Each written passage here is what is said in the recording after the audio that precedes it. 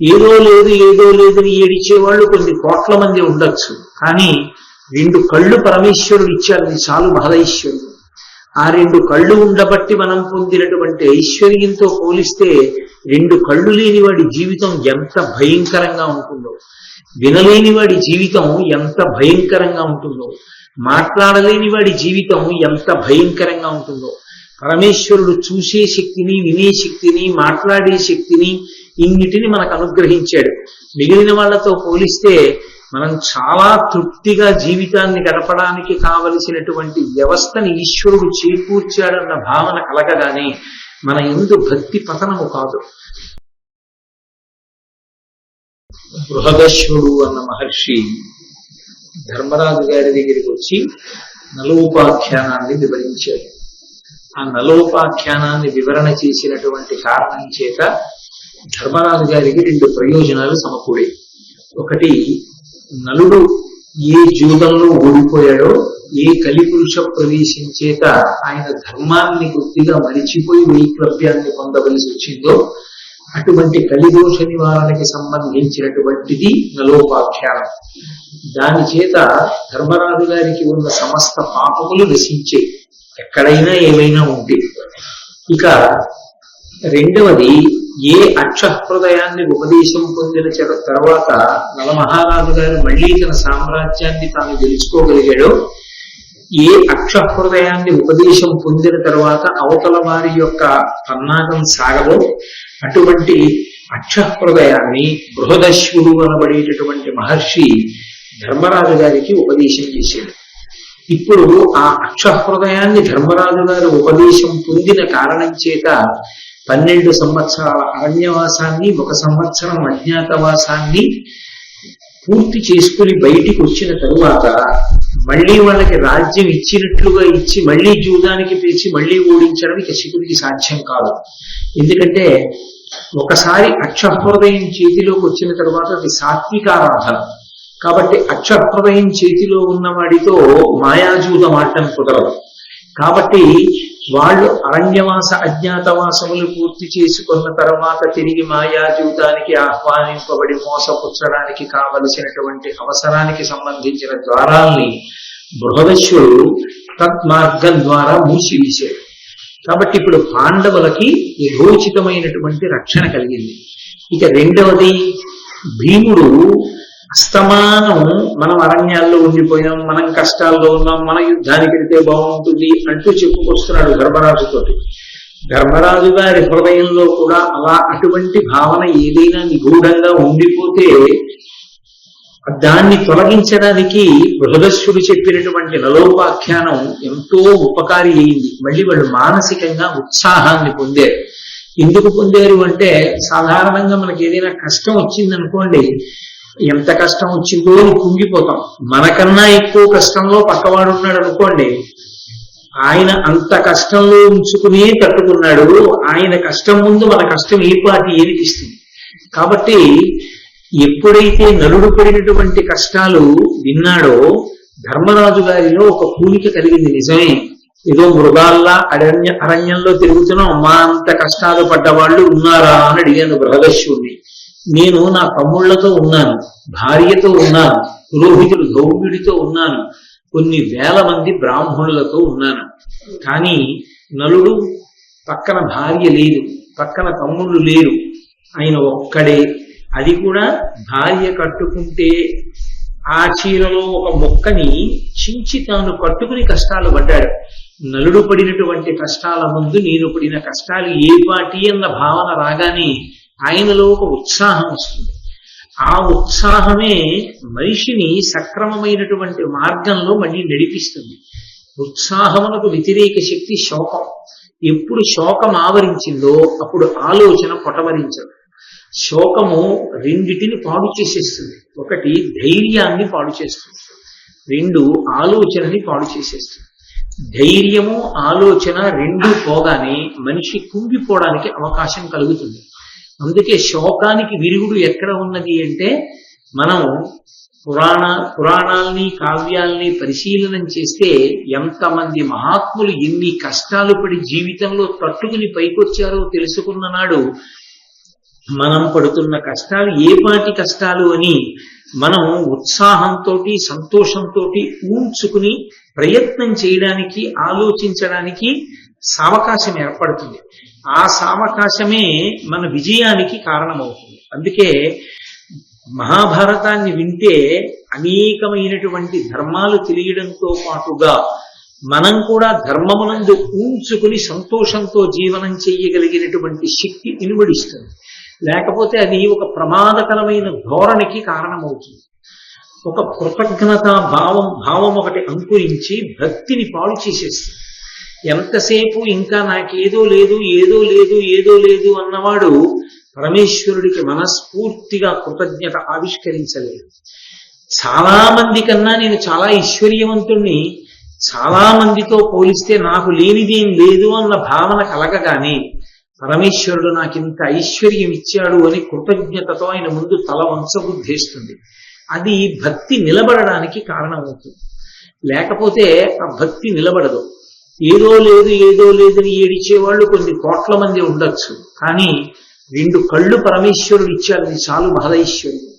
ఆ 2 కళ్ళు ఉండబట్టి మనం పొందినటువంటి ఐశ్వర్యంతో పోలిస్తే 2 కళ్ళు లేని వాడి జీవితం ఎంత భయంకరంగా ఉంటుందో, వినలేని వాడి జీవితం ఎంత భయంకరంగా ఉంటుందో, మాట్లాడలేని వాడి జీవితం ఎంత భయంకరంగా ఉంటుందో. పరమేశ్వరుడు చూసే శక్తిని, వినే శక్తిని, మాట్లాడే శక్తిని ఇన్నిటిని మనకు అనుగ్రహించాడు. మిగిలిన వాళ్లతో పోలిస్తే మనం చాలా తృప్తిగా జీవితాన్ని గడపడానికి కావలసినటువంటి వ్యవస్థని ఈశ్వరుడు చేకూర్చాడన్న భావన కలగగానే మన యందు భక్తి పతనము కాదు. ధర్మరాజు గారికి ఈశ్వరుడు యందు భక్తి, తాను అంత కష్టంలో లేను అనేటటువంటి భావన, ఆయన యొక్క ధృతిని, ఆయన ఉత్సాహంతో కార్యాన్ని చక్కబెట్టడానికి కావలసినటువంటి అనుగ్రహాన్ని ఇచ్చేయి. 2 శత్రుపక్షం వైపు నుంచి ఆలోచించినప్పుడు మరొక్కసారి మాయాజూతంలో ఆయన ఓడిపోకుండా ఏ ధర్మాన్ని ఆయన నమ్ముకున్నాడో ఆ ధర్మమే బృహదశ్యుడనబడేటటువంటి మహర్షి రూపంలో అనుగ్రహించింది. ఒక్కసారి ధర్మాన్ని పట్టుకుని ఉన్నవాడికి ఎప్పుడు ఏది అవసరమో పరమేశ్వరుడే ముందుగా ఆలోచించి దాన్ని సమకూరుస్తుంటాడు. మీరు ఆరణ్య పర్వాన్ని ఆ కోణంలో కూడా పరిశీలనం చేస్తుండండి. నారద మహర్షి వచ్చాడు. నారద మహర్షి వచ్చి ధర్మరాజు గారిని ఒక ప్రశ్న వేశాడు. ధర్మపుత్ర, నీ ఉదార చరిత్రకు ధర్మమతికి తృప్తతముడనైది అడుగు మిష్టమిద్ది అనినా కృతాంజలి అయి మహీషుడిట్టులనియ భక్తి. ఆ నారద మహర్షి వచ్చి నీ ధర్మనిష్టకి, నీ ఉదారమైనటువంటి చరిత్రకి, నీ నడవడికి నేను ఎంతో సంతోషించాను. మహాత్ములు సంతోషించేది దేనికి అంటే నడవడి చూసి సంతోషిస్తారు. నడవడి అంటే ప్రవర్తన. ప్రవర్తన అంటే ఏ ధర్మాన్ని అనుష్ఠించాలో ఆ ధర్మాన్ని అనుష్ఠిస్తున్న వాడిని చూసి సంతోషిస్తారు. ధర్మం తెలిసి అనుష్ఠించకపోతే నడవడి బాగుండదు. ఏమీ తెలియకుండా నడవడితో ఉన్నా సమగ్రంగా ఉండదు. నాకేం తెలియదు కదండి, తెలిసి ఉంటే ఇంకోలా ఉండేవాడిని, తెలియదు కాబట్టి ఇలా ఉన్నానన్నా దానికి సమగ్రత ఉండదు. సమగ్రత అన్న మాటలో అర్థం ధర్మాన్ని తెలుసుకుని ఉండాలి, ఆ ధర్మాన్ని పూనికతో అనుష్ఠించగలిగి ఉండాలి. ఈ 2 ఎక్కడున్నాయో అక్కడ తన ప్రయత్నం అవసరం లేకుండా పెద్దల యొక్క ఆశీర్వచనం ఉంటుంది, భగవంతుని యొక్క అనుగ్రహం ఉంటుంది. అందుకే నారద మహర్షి అంటున్నాడు, నీ ఉదార చరిత్రకు ధర్మమతికి తృప్తతముడనైతి, నేను చాలా తృప్తి పొందాను. ఇది చాలా గంభీరమైనటువంటి మాట. ధర్మమతికి అన్న మాట ఎందుకు వాడాడంటే, ధర్మాన్ని పట్టుకుని ఉండగా అనేక కష్టాలు వస్తాయి. మొట్టమొదట పక్కన ఉన్న వాళ్ళు చెప్పేది ఏంటంటే, మీరు కాసేపు ఆ ధర్మాన్ని వదిలేయండి, మీకున్న ఈ దరిద్రం అంతా వదిలిపోతుందంట. అప్పుడు కూడా కాదు, నేను నమ్ముకున్న ధర్మం నన్ను గట్టెక్కిస్తుంది తప్ప ధర్మాన్ని వదిలిపెడితే నేను పొందే సుఖం శాశ్వతం కాదు, అది తాత్కాలికం. నేను గోతిలో పడిపోతాను, కాబట్టి నాకు వద్దు అధర్మం, నేను ధర్మమునందు ఊంచుకుని నిలబడతాను అని ప్రతికూల పరిస్థితుల యందు ధర్మమునందు అనురక్తి కలిగి ఉన్నవాడిని ధర్మమతి అని పిలుస్తారు. అనుకూల పరిస్థితుల యందు ధర్మాన్ని పట్టుకోవడం పెద్ద విశేషం కాదు. యథార్థంగా చెప్పాలంటే అన్నీ బాగున్నాయి, ధార్మికంగా ఉన్నాడు, పెద్ద విశేషం కాదు. ప్రతికూల పరిస్థితి వచ్చింది, కష్టం వస్తోంది, ధర్మాన్ని పట్టుకోవడం వల్లే కష్టం వస్తోంది. ధర్మాన్ని పట్టుకోవడం వల్లే కష్టం వచ్చినా ఆ ధర్మం నన్ను కాపాడి తీరుతుందని పట్టుకోవడంలో ఎక్కడా కూడా విచలితుడు కాకుండా నిలబడగలగాలి. వాడు ధర్మమతి. నీ ఉదార చరిత్రకు ధర్మమతికి తృప్తతముడనైతి. నేను చాలా తృప్తి పొందానయ్యా. నేను ఏదో అర్ఘ్యపాద్యాదులు ఇస్తేనో నాకేదో పెంచల్ చాపులెడితే పొంగిపోయేవాడిని కాదు. నీ ధార్మికమైన నడవడిని చూసి నేను చాలా ఆనందించాను. అడుగు ఇష్టమిద్ది ఎదిన కృతాంజలి అయి, నీకు ఏది ఇష్టమో ఏది అడగాలనుకుంటున్నావో అది అడుగు, నిన్ను నేను అనుమతిస్తున్నాను అంటే కృతాంజలి అయి, అడగమన్నారు కదా, తనని పొగిడారు కదా అని యథేచ్ఛగా అడగకుండా 2 చేతులొగ్గి అంజలి ఘటించిన వాడై పరమ వినయంతో మహీషుడిట్టులనియ భక్తి. ధర్మరాజు గారు పరమభక్తితో అడుగుతున్నాడు. ఒక చిన్న పద్యాన్ని నన్నయ్య గారు ఇస్తే మీరు ఆ పద్యాన్ని బాగా పరిశీలనం చేస్తే మీకు ధర్మరాజు గారు ఎంత వినయ విధేయతలతో నిలబడ్డాడో, నారదుడి ముందు ఎంత భక్తితో నిలబడ్డాడో అసలు ఆ పద్యం చదువుతున్నప్పుడు మీకు ఒక ప్రత్యక్ష ప్రసారం జరుగుతుంది. మీకు మనసులో ఆ ధర్మరాజు గారు నిలబడినటువంటి వినయంతో కూడుకున్న తీరు కనపడుతుంది. కాబట్టి నారదుడు ధర్మరాజు గారితో అన్నాడు, ధరణి ప్రదక్షిణంబుగ ముదంబున గృమ్మరి తీర్థసేవనాపరులగుచున్న ధన్యులు శుభస్థితి నిట్టి ఫలంబు నందకాంతులు బహుతీర్థ కీర్తనముతో నిరింగింపము దీని నావుడున్ నరవరుడైన పార్థునకు నారదుడిట్లని చెప్పి ప్రీతితో. వెంటనే ధర్మరాజు గారు నారద మహర్షిని ఉద్దేశించి అన్నారు, ఈ భూమండలాన్ని ప్రదక్షిణయుతంగా లేదా ప్రదక్షిణంగా అనేక ప్రాంతాలలో ఉన్నటువంటి విశేషమైనటువంటి తీర్థయాత్రా స్థలాలకి వెడుతూ ఉంటారు. నేను తీర్థయాత్రకి వెడుతున్నాను అంటూ వెడుతూ ఉంటారు. 1 కాదు 2 కాదు. ఈ ధరణి యందు అటువంటి ప్రదేశములు ఎన్నో ఉన్నాయి. ఆ ప్రదేశాలకన్నిటికీ వెళ్ళి వస్తూ ఉంటారు. దాని వలన ఎటువంటి శుభస్థితి కలుగుతుంది, ఆ తీర్థయాత్రకి వెడితే వచ్చేటటువంటి ఫలం ఏమిటి అసలు, ఇది చెప్పేటప్పుడు నాకు తీర్థయాత్రకి వెళ్ళడం అనేటటువంటి దాని వలన విశేష ఫలం ఉంటుందనేటటువంటిది సువ్యవస్థితమైనటువంటి విశేషం. అందులో అనుమానం నాకుండి కాదు మిమ్మల్ని అడుగుతున్నది, అది ఖచ్చితంగా ఫలవంతమే. కానీ అది ఎందుచేత ఫలవంతమైంది? తీర్థయాత్ర అసలు న్యాయంగా అభ్యున్నతి హేతు ఏమిటి? ఏకాంతంలో కూర్చుని అంతర్ముఖుడవడమే పరమాత్మ దర్శనానికి మార్గం. భక్తి యొక్క వ్యగ్రతకి అర్థం ఏమిటంటే ఏకాంతాన్ని అపేక్షించడం. అసలు నిజంగా భక్తిలో పండుతున్నాడు అని గుర్తు ఏమిటంటే ఎక్కువ మందితో కలవడాన్ని ఇష్టపడరు, ఒక్కడు ఉండడానికే ఇష్టపడతాడు. చాలా మందితో కలవడం ఒక్క విషయం మీద ధ్యానం పెట్టడానికి ప్రతిబంధకం. కాబట్టి అందరూ అరణ్యానికి ఎందుకు ఎడతారంటే మహర్షులు వాళ్ళు ఏకాంతమనందు భగవంతుని యొక్క దర్శనంలో ఓలలాడుతుంటారు. అంబుజోదర దివ్య పాదారవింద చింతనామృతపాన విశేషమత్త చిత్త మీరీతీతర విషయంబు చేరనీర్చు వినుత గుణశీల మాటలు వెయ్యునేలా అంటాడు ప్రహ్లాదుడు. ఏకాంతాన్ని అభిలషించడానికి ఉండే కారణం అది. అందుకే భాగవతుల్ని సంతోష పెట్టడము అన్న మాటకు అర్థం ఏమిటంటే భాగవతుల దగ్గరికి వెళ్ళి ఎక్కువగా వాళ్ళని ఇబ్బంది పెట్టకుండా ఉండడమే దానికి అర్థం. ఏదైనా అవసరమైతే ఎంత తక్కువ మాటలలో వాళ్ళతో మాట్లాడచ్చో అంత తక్కువ మాటలు మాట్లాడటమే తప్ప గంటల సేపు మాట్లాడి వాళ్ళ ఏకాంతాన్ని భంగం చెయ్యకుండా ఉండడమే వాళ్ళకి ఇవ్వగలిగినటువంటి నిజమైన కృతజ్ఞత. కాబట్టి ఏకాంతంగా కూర్చుని ధ్యానం చేసి తనలోకి తాను వెళ్ళడం వల్ల ధన్యతని పొందుతాడని కదా శాస్త్రములు వచిస్తున్నాయి. అలా కాకుండా తన భార్యతో బిడ్డలతో స్నేహితులతో ఏదో తీర్థయాత్ర అని అనేకమైనటువంటి ప్రదేశాలకి వెళ్ళినా కూడా చాలా పుణ్యమని చెప్తున్నారు కదా, అది అలా ఎందుచేత సంభవమైంది? తీర్థయాత్రకు అంత విశేషం ఎక్కడి నుంచి వచ్చింది? దీనికి పూర్తి వ్యతిరేకం అది. ఒక చోట కూర్చుని తనలో తాను రమించడం ఇది, అన్ని చోట్లకి తిరుగుతూ అందరితో కలిసి ఉండడం అది. దీనికి వ్యతిరేకం అదైనా దీనికి ఎంత ఫలితం ఉందని చెప్తారో దానికి అంత ఫలితం ఉందని చెప్తారు. యథార్థములకు దీనిలో కూర్చున్న వాళ్ళ సంఖ్య కన్నా దానిలో తిరుగుతున్న వాళ్ళ సంఖ్య ఎక్కువగా కనపడుతుంది. అందుకే క్షేత్రాలకి ఎక్కువ మంది భక్తులు వస్తున్నారని బెంగ పెట్టుకోకూడదు. అది చాలా చాలా పొరపాటు ఆలోచన విధానం. అది ఒక క్షేత్రానికి చాలా మంది భక్తులు వచ్చేస్తున్నారు, ఏం చేద్దాం అన్న ఆలోచన వచ్చిందనుకోండి, దానంత వ్యతిరేక కోణం, దానంత వ్యతిరేకమైన ఆలోచన ఇంకొకటి లేదు. ఒక క్షేత్రానికి ఎక్కువ మంది భక్తులు రావలసిందే. అలా భక్తులు వస్తేనే వాళ్ళకి దేశకాలములకు అనుగుణమైన రీతిలో వాళ్ళు క్షేత్ర దర్శనానికి వచ్చి తరించడానికి కారణం అవుతోంది, భగవద్ అనుగ్రహం ఉంది. అప్పుడు వాళ్ళని ఎన్ని చోట్లకి ఎలా సర్ది ధరింప చెయ్యాలన్నది ఆలోచన చెయ్యాలి తప్ప వాళ్ళని రాకుండా మనం ఎలా చెయ్యాలన్న ఆలోచన రానియకూడదు ఎవరికి. కాబట్టి ఎందుచేత తీర్థయాత్ర అంత గొప్పదైంది, నాకు ఆ కారణం చెప్పవలసింది అని అడిగాడు ధర్మరాజు. నిజానికి మనందరి గురించి ఆ ప్రశ్న వేశాడా అనిపిస్తుంది. అంటే నారద మహర్షి అన్నారు, మీ తాత మహానుభావుడు భీష్మాచార్యుల వారు ఒకానొకప్పుడు గంగాద్వారంలో కూర్చుని నిరంతర వేదాధ్యయనం చేశాడు. ఆ వేదాధ్యయనానికి ఇంకా ఎడతెరిపి లేదు, ఏదో కొన్నాళ్ళు ఆపడం కానీ ఏదో కొంతసేపు ఆపడం కానీ లేదు. ఇక నిరంతర వేదాధ్యయనం, ఎప్పుడూ వేదాన్ని అభ్యాసం చేస్తుండడమే, నేర్చుకుంటూ ఉండడమే. అలా నేర్చుకున్నాడు కొంతకాలం.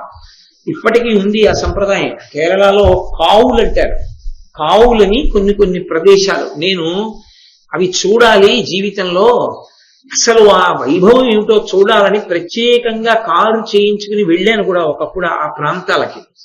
అక్కడ కేరళలో చాలా పెద్ద పెద్ద స్థలాలు ఉంటాయి, 2-3 ఎకరాలు లేదా కనీసం 2 ఎకరాలలో ఒక్క ఇల్లు ఉంటుంది. యజమాని కొంత వాళ్ళు తినడానికి వరి, కొన్ని కాయగూరలు, కొన్ని పాదులు ఇవన్నీ పెట్టేసి ఒక ఏడాది పాటు సెలవు పెట్టడం ఏదో చేసేసి ఇక ఆయన బయటికి రాడు ఇల్లు విడిచిపెట్టి. గురువు గారిని ఎంతో గౌరవ మర్యాదలతో ఇంటికి తీసుకొస్తారు. గురువు గురుపత్ని కూడా వచ్చేస్తారు. వచ్చేస్తే వాళ్ళ పని ఏమిటంటే ప్రొద్దుటి నుంచి ఇక రాత్రి పడుకునే వరకు వేదాధ్యయనం, అగ్నిహోత్రం ఇవన్నీ చేసుకుంటారు. భార్య ఆయన ఏదో లేదు అని ఏడిచేవాళ్ళు కొన్ని కోట్ల మంది ఉండొచ్చు, కానీ 2 కళ్ళు పరమేశ్వరుడు ఇచ్చారు, చాలు మహదైశ్వరుడు. ఆ 2 కళ్ళు ఉండబట్టి మనం పొందినటువంటి ఐశ్వర్యంతో పోలిస్తే 2 కళ్ళు లేని వాడి జీవితం ఎంత భయంకరంగా ఉంటుందో, వినలేని వాడి జీవితం ఎంత భయంకరంగా ఉంటుందో, మాట్లాడలేని వాడి జీవితం ఎంత భయంకరంగా ఉంటుందో. పరమేశ్వరుడు చూసే శక్తిని, వినే శక్తిని, మాట్లాడే శక్తిని ఇన్నిటిని మనకు అనుగ్రహించాడు. మిగిలిన వాళ్ళతో పోలిస్తే మనం చాలా తృప్తిగా జీవితాన్ని గడపడానికి కావలసినటువంటి వ్యవస్థని ఈశ్వరుడు చేకూర్చాడన్న భావన కలగగానే మన యందు భక్తి పతనము కాదు. బృహదశ్వుడు అన్న మహర్షి ధర్మరాజు గారి దగ్గరికి వచ్చి నలోపాఖ్యానాన్ని వివరించాడు. ఆ నలోపాఖ్యానాన్ని వివరణ చేసినటువంటి కారణం చేత ధర్మరాజు గారికి 2 ప్రయోజనాలు సమకూడే. ఒకటి, నలుడు ఏ జూదంలో ఓడిపోయాడో, ఏ కలిపురుష ప్రవేశం చేత ఆయన ధర్మాన్ని కొద్దిగా మరిచిపోయి వైక్లభ్యాన్ని పొందవలసి వచ్చిందో అటువంటి కలిదోష నివారణకి సంబంధించినటువంటిది నలోపాఖ్యానం. దాని చేత ధర్మరాజు గారికి ఉన్న సమస్త పాపములు నశించే, ఎక్కడైనా ఏమైనా ఉంటే. ఇక రెండవది, ఏ అక్షహృదయాన్ని ఉపదేశం పొందిన తర్వాత నలమహారాజు గారు మళ్ళీ తన సామ్రాజ్యాన్ని తాను గెలుచుకోగలిగాడో, ఏ అక్షహృదయాన్ని ఉపదేశం పొందిన తర్వాత అవతల వారి యొక్క పన్నాగం సాగదో అటువంటి అక్షహృదయాన్ని బృహదశ్వుడు అనబడేటటువంటి మహర్షి ధర్మరాజు గారికి ఉపదేశం చేశాడు. ఇప్పుడు ఆ అక్షహృదయాన్ని ధర్మరాజు గారు ఉపదేశం పొందిన కారణం చేత 12 సంవత్సరాల అరణ్యవాసాన్ని, 1 సంవత్సరం అజ్ఞాతవాసాన్ని పూర్తి చేసుకుని బయటికి వచ్చిన తరువాత మళ్ళీ వాళ్ళకి రాజ్యం ఇచ్చినట్లుగా ఇచ్చి మళ్ళీ జూదానికి పిలిచి మళ్ళీ ఓడించడం ఇక శకునికి సాధ్యం కాదు. ఎందుకంటే ఒకసారి అక్షహృదయం చేతిలోకి వచ్చిన తర్వాత అది సాత్వికారాధన కాబట్టి అక్షహృదయం చేతిలో ఉన్న వాడితో మాయాజూదం ఆడటం కుదరదు. కాబట్టి వాళ్ళు అరణ్యవాస అజ్ఞాతవాసములు పూర్తి చేసుకున్న తర్వాత తిరిగి మాయాజూతానికి ఆహ్వానింపబడి మోసపుచ్చడానికి కావలసినటువంటి అవసరానికి సంబంధించిన ద్వారాల్ని బృహదశ్వుడు తత్మార్గం ద్వారా మూసివేశాడు. కాబట్టి ఇప్పుడు పాండవులకి యథోచితమైనటువంటి రక్షణ కలిగింది. ఇక రెండవది, భీముడు అస్తమానం మనం అరణ్యాల్లో ఉండిపోయాం, మనం కష్టాల్లో ఉన్నాం, మన యుద్ధానికి వెళ్తే బాగుంటుంది అంటూ చెప్పుకొస్తున్నాడు ధర్మరాజుతోటి.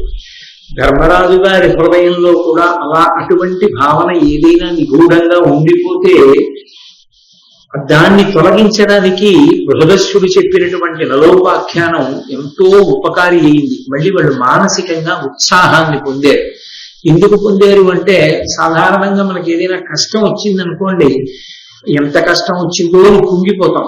మనకన్నా ఎక్కువ కష్టంలో పక్కవాడు ఉన్నాడు అనుకోండి, ఆయన అంత కష్టంలో ఉంచుకునే తట్టుకున్నాడు, ఆయన కష్టం ముందు మన కష్టం ఏ పాటి ఏనిపిస్తుంది. కాబట్టి ఎప్పుడైతే నలుడు పడినటువంటి కష్టాలు విన్నాడో ధర్మరాజు గారిలో ఒక పూనిక కలిగింది. నిజమే, ఏదో మృగాల్లా అరణ్యంలో తిరుగుతున్నాం, మా అంత కష్టాలు పడ్డవాళ్ళు ఉన్నారా అని అడిగాను బృహదస్యుడిని. నేను నా తమ్ముళ్లతో ఉన్నాను, భార్యతో ఉన్నాను, పురోహితుడు గౌర్యుడితో ఉన్నాను, కొన్ని వేల మంది బ్రాహ్మణులతో ఉన్నాను. కానీ నలుడు పక్కన భార్య లేదు, పక్కన తమ్ముళ్ళు లేరు, ఆయన ఒక్కడే. అది కూడా భార్య కట్టుకుంటే ఆ చీరలో ఒక మొక్కని చించి తాను కట్టుకుని కష్టాలు పడ్డాడు. నలుడు పడినటువంటి కష్టాల ముందు నేను పడిన కష్టాలు ఏ పాటి అన్న భావన రాగానే ఆయనలో ఒక ఉత్సాహం వస్తుంది. ఆ ఉత్సాహమే మనిషిని సక్రమమైనటువంటి మార్గంలో మళ్ళీ నడిపిస్తుంది. ఉత్సాహమునకు వ్యతిరేక శక్తి శోకం. ఎప్పుడు శోకం ఆవరించిందో అప్పుడు ఆలోచన పొటమరించదు. శోకము రెండిటిని పాడు చేసేస్తుంది. ఒకటి ధైర్యాన్ని పాడు చేస్తుంది, రెండు ఆలోచనని పాడు చేసేస్తుంది. ధైర్యము ఆలోచన రెండు పోగానే మనిషి కుంగిపోవడానికి అవకాశం కలుగుతుంది. అందుకే శోకానికి విరుగుడు ఎక్కడ ఉన్నది అంటే, మనం పురాణాల్ని కావ్యాల్ని పరిశీలనం చేస్తే ఎంతమంది మహాత్ములు ఎన్ని కష్టాలు పడి జీవితంలో తట్టుకుని పైకొచ్చారో తెలుసుకున్న నాడు మనం పడుతున్న కష్టాలు ఏ పాటి కష్టాలు అని మనం ఉత్సాహంతో సంతోషంతో ఊంచుకుని ప్రయత్నం చేయడానికి ఆలోచించడానికి సావకాశం ఏర్పడుతుంది. ఆ సావకాశమే మన విజయానికి కారణమవుతుంది. అందుకే మహాభారతాన్ని వింటే అనేకమైనటువంటి ధర్మాలు తెలియడంతో పాటుగా మనం కూడా ధర్మమునందు ఊంచుకుని సంతోషంతో జీవనం చేయగలిగినటువంటి శక్తి ఇనుబడిస్తుంది. లేకపోతే అది ఒక ప్రమాదకరమైన ధోరణికి కారణమవుతుంది. ఒక కృతజ్ఞతా భావం ఒకటి అంకురించి భక్తిని పాడు చేసేస్తుంది. ఎంతసేపు ఇంకా నాకేదో లేదు ఏదో లేదు అన్నవాడు పరమేశ్వరుడికి మనస్ఫూర్తిగా కృతజ్ఞత ఆవిష్కరించలేదు. చాలా మంది కన్నా నేను చాలా ఐశ్వర్యవంతుణ్ణి, చాలా మందితో పోలిస్తే నాకు లేనిదేం లేదు అన్న భావన కలగగానే పరమేశ్వరుడు నాకింత ఐశ్వర్యం ఇచ్చాడు అని కృతజ్ఞతతో ఆయన ముందు తల వంచబుద్ధేస్తుంది. అది భక్తి నిలబడడానికి కారణమవుతుంది. లేకపోతే ఆ భక్తి నిలబడదు. ఏదో లేదని ఏడిచేవాళ్ళు కొన్ని కోట్ల మంది ఉండొచ్చు, కానీ రెండు కళ్ళు పరమేశ్వరుడు ఇచ్చాడని చాలు మహదైశ్వర్యం. ఆ రెండు కళ్ళు ఉండబట్టి మనం పొందినటువంటి ఐశ్వర్యంతో పోలిస్తే రెండు కళ్ళు లేని వాడి జీవితం ఎంత భయంకరంగా ఉంటుందో, వినలేని వాడి జీవితం ఎంత భయంకరంగా ఉంటుందో, మాట్లాడలేని వాడి జీవితం ఎంత భయంకరంగా ఉంటుందో. పరమేశ్వరుడు చూసే శక్తిని, వినే శక్తిని, మాట్లాడే శక్తిని ఇన్నిటిని మనకు అనుగ్రహించాడు. మిగిలిన వాళ్లతో పోలిస్తే మనం చాలా తృప్తిగా జీవితాన్ని గడపడానికి కావలసినటువంటి వ్యవస్థని ఈశ్వరుడు చేకూర్చాడన్న భావన కలగగానే మన యందు భక్తి పతనము కాదు. ధర్మరాజు గారికి ఈశ్వరుడు యందు భక్తి, తాను అంత కష్టంలో లేను అనేటటువంటి భావన, ఆయన యొక్క ధృతిని, ఆయన ఉత్సాహంతో కార్యాన్ని చక్కబెట్టడానికి కావలసినటువంటి అనుగ్రహాన్ని ఇచ్చేయి. రెండు, శత్రుపక్షం వైపు నుంచి ఆలోచించినప్పుడు మరొక్కసారి మాయాజూతంలో ఆయన ఓడిపోకుండా ఏ ధర్మాన్ని ఆయన నమ్ముకున్నాడో ఆ ధర్మమే బృహదస్యుడనబడేటటువంటి మహర్షి రూపంలో అనుగ్రహించింది. ఒక్కసారి ధర్మాన్ని పట్టుకుని ఉన్నవాడికి ఎప్పుడు ఏది అవసరమో పరమేశ్వరుడే ముందుగా ఆలోచించి దాన్ని సమకూరుస్తూ ఉంటాడు. మీరు ఆరణ్య పర్వాన్ని ఆ కోణంలో కూడా పరిశీలనం చేస్తూ ఉండండి. నారద మహర్షి వచ్చారు. నారద మహర్షి వచ్చి ధర్మరాజు గారిని ఒక ప్రశ్న వేశాడు. ధర్మపుత్ర, నీ ఉదార చరిత్రకు, ధర్మమతికి తృప్తతముడనైతి అడుగు మిష్టమిద్ది అనినా కృతాంజలి అయి మహీషుడిట్టులనియ భక్తి. ఆ నారద మహర్షి వచ్చి నీ ధర్మనిష్టకి, నీ ఉదారమైనటువంటి చరిత్రకి, నీ నడవడికి నేను ఎంతో సంతోషించాను. మహాత్ములు సంతోషించేది దేనికి అంటే నడవడి చూసి సంతోషిస్తారు. నడవడి అంటే ప్రవర్తన. ప్రవర్తన అంటే ఏ ధర్మాన్ని అనుష్ఠించాలో ఆ ధర్మాన్ని అనుష్ఠిస్తున్న వాడిని చూసి సంతోషిస్తారు. ధర్మం తెలిసి అనుష్ఠించకపోతే నడవడి బాగుండదు. ఏమీ తెలియకుండా నడవడితో ఉన్నా సమగ్రంగా ఉండదు. నాకేం తెలియదు కదండి, తెలిసి ఉంటే ఇంకోలా ఉండేవాడిని, తెలియదు కాబట్టి ఇలా ఉన్నానన్నా దానికి సమగ్రత ఉండదు. సమగ్రత అన్న మాటలో అర్థం ధర్మాన్ని తెలుసుకుని ఉండాలి, ఆ ధర్మాన్ని పూనికతో అనుష్ఠించగలిగి ఉండాలి. ఈ రెండు ఎక్కడున్నాయో అక్కడ తన ప్రయత్నం అవసరం లేకుండా పెద్దల యొక్క ఆశీర్వచనం ఉంటుంది, భగవంతుని యొక్క అనుగ్రహం ఉంటుంది. అందుకే నారద మహర్షి అంటున్నాడు, నీ ఉదార చరిత్రకు ధర్మమతికి తృప్తతముడనైతి, నేను చాలా తృప్తి పొందాను. ఇది చాలా గంభీరమైనటువంటి మాట. ధర్మమతికి అన్న మాట ఎందుకు వాడాడంటే ధర్మాన్ని పట్టుకుని ఉండగా అనేక కష్టాలు వస్తాయి. మొట్టమొదట పక్కనున్న వాళ్ళు చెప్పేది ఏంటంటే మీరు కాసేపు ఆ ధర్మాన్ని వదిలేయండి, మీకున్న ఈ దరిద్రం అంతా వదిలిపోతుందంట.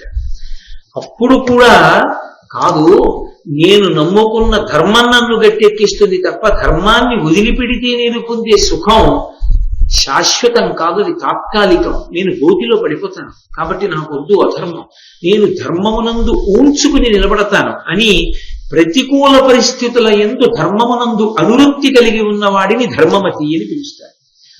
అనుకూల పరిస్థితుల యందు ధర్మాన్ని పట్టుకోవడం పెద్ద విశేషం కాదు. యథార్థంగా చెప్పాలంటే అన్నీ బాగున్నాయి, ధార్మికంగా ఉన్నాడు, పెద్ద విశేషం కాదు. ప్రతికూల పరిస్థితి వచ్చింది, కష్టం వస్తోంది, ధర్మాన్ని పట్టుకోవడం వల్లే కష్టం వస్తోంది. ధర్మాన్ని పట్టుకోవడం వల్లే కష్టం వచ్చినా ఆ ధర్మం నన్ను కాపాడి తీరుతుందని పట్టుకోవడంలో ఎక్కడా కూడా విచలితుడు కాకుండా నిలబడగలగాలి, వాడు ధర్మమతి. నీ ఉదార చరిత్రకు ధర్మమతికి తృప్తతముడనైతి, నేను చాలా తృప్తి పొందానయ్యా. నేను ఏదో అర్ఘ్యపాద్యాదులు ఇస్తేను, నాకేదో పంచల్ చాపులెడితే పొంగిపోయేవాడిని కాదు. నీ ధార్మికమైన నడవడిని చూసి నేను చాలా ఆనందించాను. అడుగు ఇష్టమిద్ది ఎదిన కృతాంజలి అయి, నీకు ఏది ఇష్టమో ఏది అడగాలనుకుంటున్నావో అది అడుగు, నిన్ను నేను అనుమతిస్తున్నాను అంటే కృతాంజలి అయి, అడగమన్నారు కదా, తనని పొగిడారు కదా అని యథేచ్ఛగా అడగకుండా రెండు చేతులొగ్గి అంజలి ఘటించిన వాడై పరమ వినయంతో మహీషుడిట్టులనియ భక్తి. ధర్మరాజు గారు పరమభక్తితో అడుగుతున్నాడు. ఒక చిన్న పద్యాన్ని నన్నయ్య గారు ఇస్తే మీరు ఆ పద్యాన్ని బాగా పరిశీలనం చేస్తే మీకు ధర్మరాజు గారు ఎంత వినయ విధేయతలతో నిలబడ్డాడో, నారదుడి ముందు ఎంత భక్తితో నిలబడ్డాడో అసలు ఆ పద్యం చదువుతున్నప్పుడు మీకు ఒక ప్రత్యక్ష ప్రసారం జరుగుతుంది. మీకు మనసులో ఆ ధర్మరాజు గారు నిలబడినటువంటి వినయంతో కూడుకున్న తీరు కనపడుతుంది. కాబట్టి నారదుడు ధర్మరాజు గారితో అన్నాడు, ధరణి ప్రదక్షిణంబుగా ముదంబున గృమ్మరి తీర్థసేవనాపరులగుచున్న ధన్యులు శుభస్థితి నిట్టి ఫలంబు నందకాంతులు బహుతీర్థ కీర్తనముతో నిరింగింపము దీని నావుడున్ నరవరుడైన పార్థునకు నారదుడిట్లని చెప్పి ప్రీతితో. వెంటనే ధర్మరాజు గారు నారద మహర్షిని ఉద్దేశించి అన్నారు, ఈ భూమండలాన్ని ప్రదక్షిణయుతంగా లేదా ప్రదక్షిణంగా అనేక ప్రాంతాలలో ఉన్నటువంటి విశేషమైనటువంటి తీర్థయాత్రా స్థలాలకి వెడుతూ ఉంటారు. నేను తీర్థయాత్రకి వెడుతున్నాను అంటూ వెడుతూ ఉంటారు. ఒకటి కాదు, రెండు కాదు. ఈ ధరణి యందు అటువంటి ప్రదేశములు ఎన్నో ఉన్నాయి. ఆ ప్రదేశాలకన్నిటికీ వెళ్ళి వస్తూ ఉంటారు. దాని వలన ఎటువంటి శుభస్థితి కలుగుతుంది, ఆ తీర్థయాత్రకి వెడితే వచ్చేటటువంటి ఫలం ఏమిటి అసలు, ఇది చెప్పేటప్పుడు నాకు తీర్థయాత్రకి వెళ్ళడం అనేటటువంటి దాని వలన విశేష ఫలం ఉంటుందనేటటువంటిది సువ్యవస్థితమైనటువంటి విశేషం. అందులో అనుమానం నాకుండి కాదు మిమ్మల్ని అడుగుతున్నది, అది ఖచ్చితంగా ఫలవంతమే. కానీ అది ఎందుచేత ఫలవంతమైంది? తీర్థయాత్ర అసలు న్యాయంగా అభ్యున్నతి హేతు ఏమిటి? ఏకాంతంలో కూర్చుని అంతర్ముఖుడవడమే పరమాత్మ దర్శనానికి మార్గం. భక్తి యొక్క వ్యగ్రతకి అర్థం ఏమిటంటే ఏకాంతాన్ని అపేక్షించడం.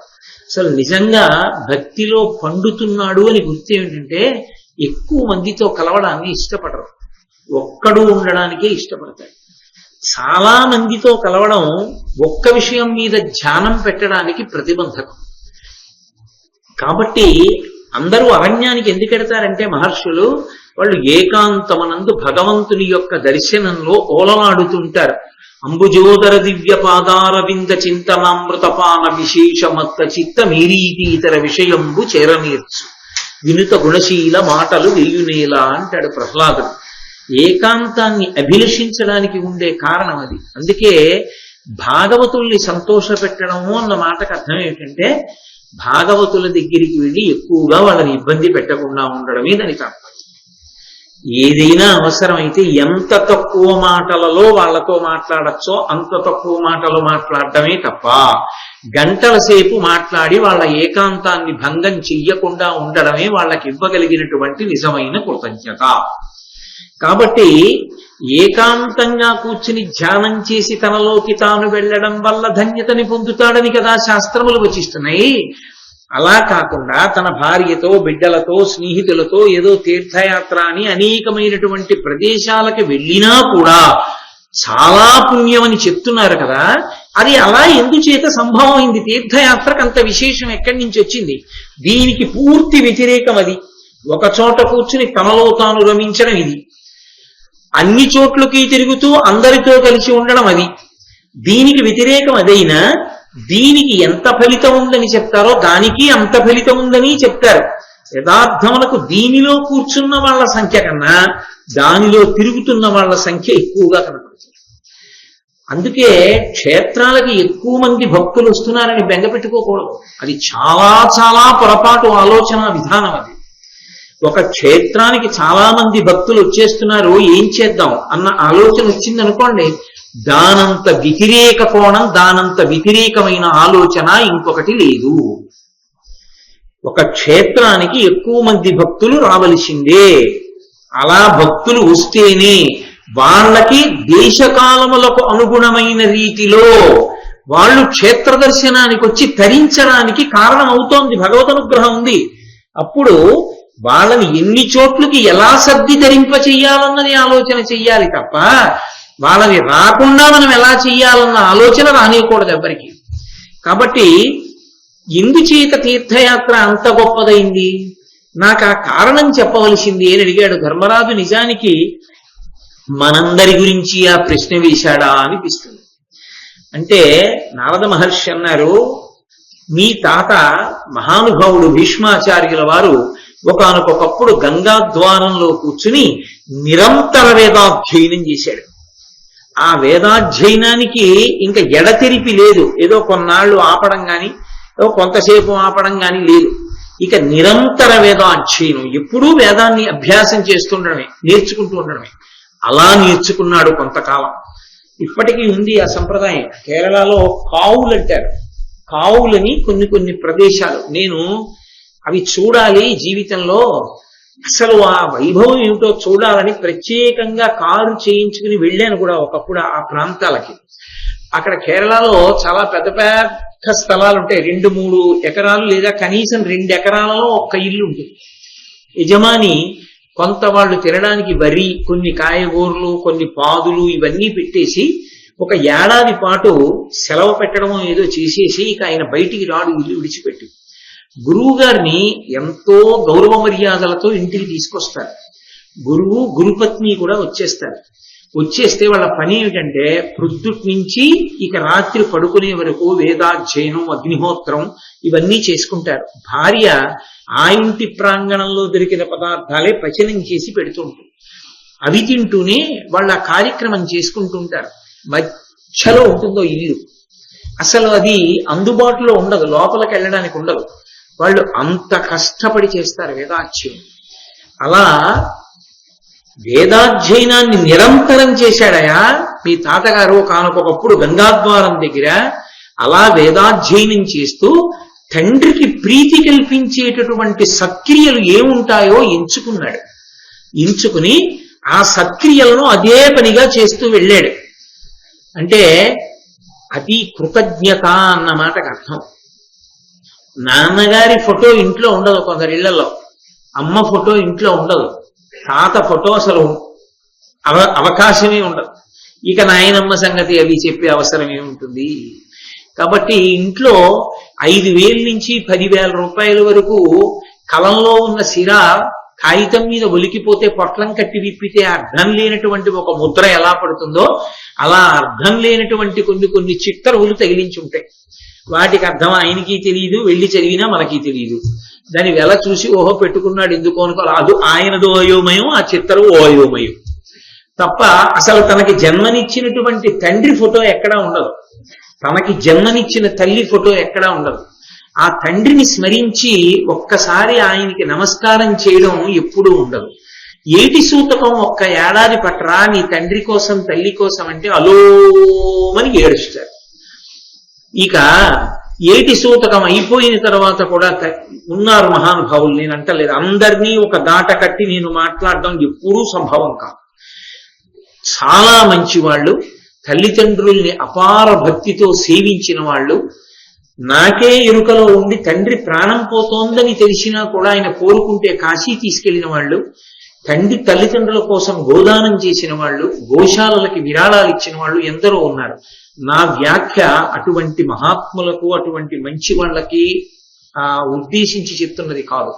నేను అటువంటి కృతజ్ఞుణ్ణి కాదు. నేను చెప్తున్నది సాధారణ జీవితంలో వచ్చిన ప్రక్రియ గురించి మాత్రమే నేను మాట్లాడుతున్నాను. ఆ తండ్రి గురించి ఏటి సూతకం అయిపోయిన తరువాత కూడా మా నాన్నగారు నాకు ఈ శరీరాన్ని ఇచ్చాడని గుర్తు పెట్టుకుని 365 రోజుల్లో ఒక్కరోజు తండ్రి కోసం ఏదో ఒక అమావాస్య, కనీసంలో కనీసం పితృపక్షం, మహాలయ పక్షంలో వచ్చేటటువంటి అమావాస్య తిథిని కేవలం తన పితరుల కోసమే వెచ్చించడం. ఆ విషయంలో నిజంగా ఆంధ్రదేశం నేను ఇలా అన్నందుకు నేను క్షమింపబడదని గాక సిగ్గుతో తలంచుకోవాలి. ఎందుచేత నేను ఈ మాట అంటున్నానంటే, మీరు వెంకటాచలాన్నే నిదర్శనంగా తీసుకోండి. తిరుమల మహాలయ పక్షంలో ఒక్క తమిళ దేశం నుంచి ఒక్కడు రాడు. మహాలయ పక్షంలో మీరు తమిళ దేశం వెళ్ళి చూడండి, వాళ్ళందరూ కూడా పితృపక్షం అంతా పితృదేవతల కోసమే కేటాయిస్తారు. వాళ్ళు తీర్థయాత్రలు, దేవాలయాలు ఎక్కడికి వెళ్ళరు. వాళ్ళు పితృదేవతల్ని ఉద్దేశించి మాత్రమే చేస్తారు ఆ సమయం. ఆఖరికి వీధుల్లో కూడా చేసేస్తారు, అంత పూనికతో చేస్తారు. మనం ఎంతసేపు తీర్థయాత్ర, దేవుడు మన కోసం తప్ప అసలు మన తల్లి కోసం మన తండ్రి కోసం మనమేం చేస్తాం, మహాలయ పక్షంలో మనం ఎంతవరకు దాన్ని వినియోగం చేసుకుంటున్నాం అన్నది యథార్థంగా అలవాటులో బాగా తగ్గిపోతోంది. మహాభారతం చదివినప్పుడు కేవలం దాన్ని అలా చదివి విడిచిపెట్టడం కాదు, తండ్రికి ప్రీతి కలిగించేటటువంటి సత్కర్మలను ఎన్నో చేస్తున్నాడు భీష్ముడు. గంగా తీరంలో కూర్చుని, ఆ గంగా ద్వారమునందు హరిద్వారం కూర్చుని చేస్తున్నాడు. చేస్తుంటే పులస్త్య మహర్షి వచ్చాడు, మహానుభావుడైన బ్రహ్మమానస పుత్రులలో ఒకడు.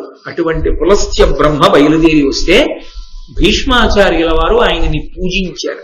పెద్దలు వచ్చినప్పుడు పూజించుట అన్న మాట మహాభారతాది గ్రంథములను చూసి నేర్చుకోవాలి. కూర్చోండి అంటాం, అక్కడే మనము కూర్చుంటాం. మనం కూర్చున్న చోటే వచ్చిన మహాత్ముడు కూడా కూర్చున్నాడు అనుకోండి, ఏమిటి తేడా? ఆయనకి నువ్వు ఇచ్చిన ఆసనంలో ఏమిటి గౌరవం వ్యక్తమైంది? కాబట్టి ఆయనని గౌరవించుట అన్న మాటకు అర్థం ఏమిటి? పెద్దలు మన ఇంటికి వస్తున్నారు అంటే ఓ దర్భాసనం సిద్ధం చేసుకోవడం, ఓ దర్భాసనం వేసి అయ్యా కూర్చోండి అని చెప్పడం.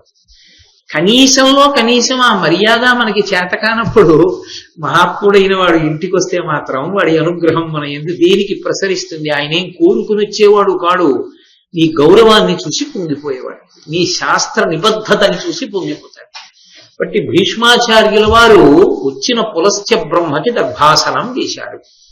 దర్భాసనం వేశారు అని వినమని చదువుకోమని కాదు, అవే జాగ్రత్తగా చదవాలి. ఇప్పుడు మహాభారతాది గ్రంథములు చదివినప్పుడు భీష్మాచార్యుల వారు పెద్దలు వస్తే ఏం చేశారన్న దానికే ఎక్కువ ప్రాధాన్యతనివ్వాలి. ఎందుకని అంటే మనం కూడా జీవితంలో అదే అనుష్ఠించవలసిన అవసరం ఉంటుంది. కాబట్టి ఒక దర్భాసనం వేసి వెంటనే ఆయనకి అర్ఘ్యం ఇచ్చాడు. అంటే చేతులలో నీరు పోసి, అయ్యా చేతులు కడుక్కోండి, కాసిన మంచినీళ్లు పుచ్చుకుంటారా అని అర్ఘ్యం ఇచ్చాడు. ఆయన తాగారా తాగలేదా వేరు, నువ్వు ఇచ్చావా అన్నది అవసరం. అర్ఘ్యం ఇచ్చి పాద్యం ఇచ్చాడు. పాద్యం అంటే కాళ్ళు కడుక్కోండి, కాళ్ళు కడుక్కోవడానికి నీళ్ళు ఇచ్చి, ఆయన కడుక్కుంటారని కాదు, తాను కడగాలి, తాను కాళ్ళు కడిగాడు అని. ఆ కాళ్లను తన శిరస్సు పైన ఉంచుకున్నాడు. అది మర్యాద. ఆయన పాదముల మీద తన శిరస్సు పెట్టలేదు, ఆయన పాదముల వద్ద తన శిరస్సు ఉంచాడు. భీష్ముడు ఏం చేస్తున్నాడో పులస్త్య బ్రహ్మ గ్రహించాడు. గ్రహించి ఆయన యందు కలిగినటువంటి ప్రీతి చేత తన 2 పాదములను ఎత్తి భీష్మాచార్యుల వారి తల మీద ఉంచాడు. అది మహోత్కృష్టమైనటువంటి ఆశీర్వచనం. ఒక గురువు ఒక శిష్యుడికి ఇచ్చేటటువంటి ఆశీర్వచనంలో మహోత్కృష్టమైన ఆశీర్వచనం ఏది అంటే, గురువు గారు తన 2 పాదములు ఎత్తి శిష్యుని యొక్క తల మీద ఉంచుతారు. నేను తరచుగా మీతో అంటూ ఉంటాను, కంచి కామకోటి పీఠాధిపత్యం వహించినటువంటి మహాపురుషులు అపరశంకరాచార్యుల వారు ఈ భూమి మీద నడయాడిన వేరొక పరమేశ్వర స్వరూపం అది. కంచి కామకోటి పీఠాధిపత్యం వహించిన శ్రీ శ్రీ శ్రీ చంద్రశేఖరేంద్ర సరస్వతి మహాస్వామి వారి దగ్గరికి ఒకనకొకప్పుడు ఒక వ్యక్తి వచ్చి దక్షిణామూర్తి స్తోత్రానికి వ్యాఖ్యానం చేశాను అని పుస్తకం అక్కడ పెట్టారు. ఆయన అలా పేజీలు తిప్పి చూశారు, ఇది సంస్కృత భాష్యం. వెంటనే ఆయన ఎంతో ఆనందించి ఆయన ఇలా రమ్మన్నారు. వచ్చి తల ఉంచాడు. ఆయన 2 కాళ్ళు ఎత్తి ఆయన శిరస్సు మీద ఉంచి, నీకు కావలసినంతసేపు ఉంచుకో. అంతకన్నా కటాక్షం ఇంకొకటి ఉండదు. అందుకే గురువు గారికి మానసికంగా నమస్కారం చేసినప్పుడు కూడా అత్యద్భుతమైన నమస్కారం ఏది అంటే, గురువు గారు తన పాదములను మన తల మీద పెట్టినట్టుగా భావన చేసి నమస్కరించారు. అది అభ్యున్నతి హేతు, వినయమునకు పరాకాష్ఠ. మహాభారతం 5వ వేదం. 4 వేదముల తర్వాత 5వ వేదం అంత ప్రఖ్యాతి వహించింది. అందులో చెప్పబడని అంశం లేదు అనుష్ఠానం గురించి. అందుకే అంత ప్రత్యేకంగా మాట్లాడుతున్నాడు నారదుడు. ప్రతి ఇంత చిన్న చిన్న విషయాలు కూడా తీర్థయాత్ర గురించి ఆయన అడిగితే, భీష్మాచార్యుల వారు నమస్కారం ఎలా చేశాడో చెప్పడానికి అంత కష్టపడవలసిన అవసరం ఏంది? అంటే అనుష్ఠాన సంబంధ విషయం. కాబట్టి ఆయన వచ్చినటువంటి పులస్త్య బ్రహ్మ తన 2 పాదములను భీష్ముని యొక్క తల మీద ఉంచాడు. అలా ఎంతసేపు ఉంచుతాడు? పాదాలు తీసేస్తాడుగా, లేస్తాడుగా. లేచిన తరువాత ఇప్పుడు మళ్ళీ ఆ లేస్తున్నప్పుడు తన కుడి మోకాలు ఒక్కటి భూమి మీద ఉంచి ఎడమ మోకాలు పైకెత్తి వంగి నమస్కరించాడు. అది పరమ వినయంతో చేసేటటువంటి నమస్కారం. కాబట్టి కుడి మోకాలు భూమిపై ఉంచి మోకరిల్లి భీష్ముడు ఆయనతో మాట్లాడడం ప్రారంభిస్తూ, మీ సేవకుడు మీ దగ్గర ఉన్నాడు. రామచంద్రమూర్తి కూడా వశిష్ఠ మహర్షి దగ్గర ఇదే మాట, విశ్వామిత్ర మహర్షి దగ్గర ఇదే మాట అంటారు. కింకరవు సమపస్థితవు, మేము కింకరులము నీ వద్ద ఉన్నాము అంటారు. నీ సేవకులం మేమున్నాం. ఎందుకని? లోకంలో ఎవరైనా చెప్తే సలహా, గురువు గారు చెప్తే ఆజ్ఞ. గురువు గారు నేను ఆజ్ఞాపిస్తున్నాను అనక్కర్లేదు. గురువు గారు ఏదైనా పిలిచి చెప్పారు అంటే ఖచ్చితంగా అది అభ్యున్నతికారకమైతేనే చెప్తాడు తప్ప అలివిమాలిన మాటలు, అక్కర్లేని విషయాలు ఆయనకి సంబంధం ఉండకూడదు. అది అవతల తన శిష్యులకు అభ్యున్నతికారకమే, అది వాళ్ళని ఉద్ధరిస్తుంది, వాళ్ళకి చాలా ఉపకారం చేస్తుంది అనుకుంటేనే చెప్పాలి. కాబట్టి మీ సేవకుడు సిద్ధంగా ఉన్నాడు అంటే మీరు ఆజ్ఞాపించండి ఏం చెయ్యాలో, నేను చేస్తాను అంటే, నేను చాలా ప్రీతి చెందానయా భీష్మ నీ ప్రవర్తనకి, ఏమడగాలనుకుంటున్నావు అడుగు అన్నాడు పులస్త్య బ్రహ్మ. అప్పుడు ధర్మరాజా, నారదుడు చెప్తున్నాడు, ఇప్పుడు నువ్వు నన్ను ఏమడిగావో అదే మీ తాతగారు పులస్త్య బ్రహ్మను అడిగాడు. అంటే ఆ వంశంలో ఇలాంటి మంచి ప్రశ్నలు వేసే అలవాటు ఉందన్నమాట. అలా ప్రవర్తించడం ఆ వంశ లక్షణం. కాబట్టి ఆ రోజు భీష్మాచార్యుల వారు కూడా ఇదే ప్రశ్న పులస్త్య బ్రహ్మను అడిగారు. అడిగితే ఆయన కూడా జవాబు చెప్పాడు. అదే నేను నీకు కూడా చెప్తున్నాను ధర్మరాజా.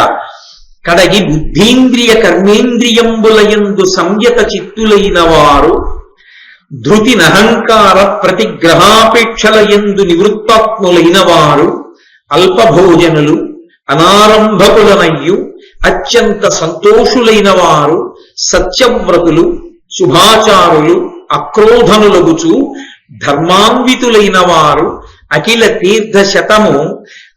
తీర్థ శతములాడిన ఫలములు అఖిల యజ్ఞ విధులనైన ఫలము బడయుదురు విహీన భాగ్య దుష్కృతులకు పరమ తీర్థ సేవ బడయనగునే.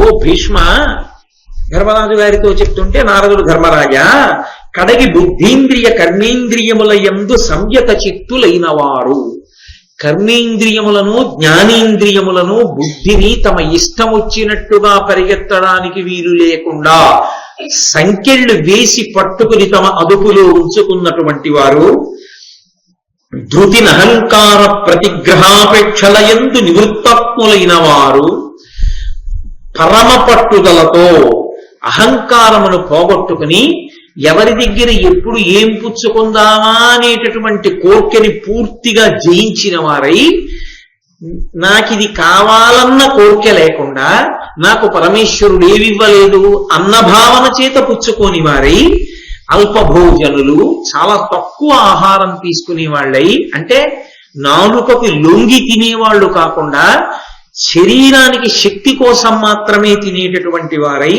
అనారంభకులయ్యు, ఏదో కనపడిన ప్రతి పని మొదలెట్టేయాలనేటటువంటి ఉత్సాహం లేని వాళ్ళై, అత్యంత సంతోషులైన వారు, విహిత కర్మాచరణాన్ని చేస్తూ ఎప్పుడూ సంతోషంగా ఉండేటటువంటి మనస్సుతో ఉన్నవాళ్ళు, సత్యవ్రతులు, అబద్ధం ఆడకుండా సత్యాన్ని మాట్లాడేవారు, సత్యము అంటే ఈశ్వరుణ్ణి పొందడానికి ఏవి అనుకూలమో అటువంటి వ్రత విధానములు నిరింగి అనుష్ఠించేటటువంటి వారు, శుభాచారులు, మంచి ఆచారము కలిగినటువంటి వారు, అంటే మంచి నడవడి కలిగిన వారు, అక్రోధనులు, దీర్ఘతరమైనటువంటి కోపాన్ని విడిచిపెట్టినటువంటి వాళ్ళు, ధర్మాన్వితులైన వారు, ఎప్పుడూ ధర్మమునందు పూనిక కలిగి అనుష్ఠించేవాళ్ళు, అఖిల తీర్థశతములాడిన ఫలములు అఖిల యజ్ఞ విధులనైన ఫలములు పడయుదురు.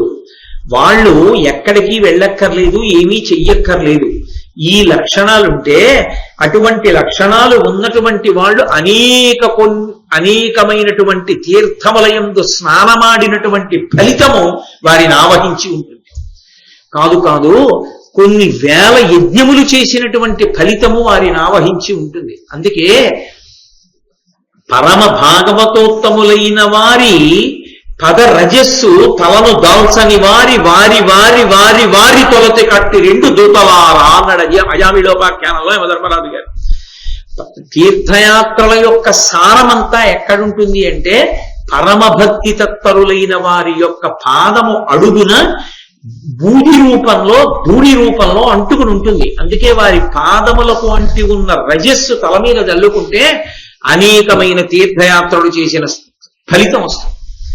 కాబట్టి అటువంటి మహాత్ములైన వారు ఉన్నారే, వాళ్ళు ఎక్కడికి వెళ్ళక్కర్లేదు, వాళ్లే యజ్ఞం చేసిన ఫలితాన్ని, తీర్థయాత్రలు చేసిన ఫలితాన్ని పొందుతారు. కానీ విహీన భాగ్య దుష్కృతులకు చేసినవన్నీ దోషభూయిష్టమైన పనులు, దానివల్ల పాపభూయిష్టమైన జీవనం. ఐశ్వర్యమా? లేదు, దరిద్రుడు కాబట్టి ఎక్కడికి వెళ్ళలేడు. పోనీ యజ్ఞయాగాది క్రతువులకి వెడతాడా? తన పాపం తనకి అడ్డొచ్చి ఎవరో చేస్తున్నా చూడ్డానికి వెళ్ళడం.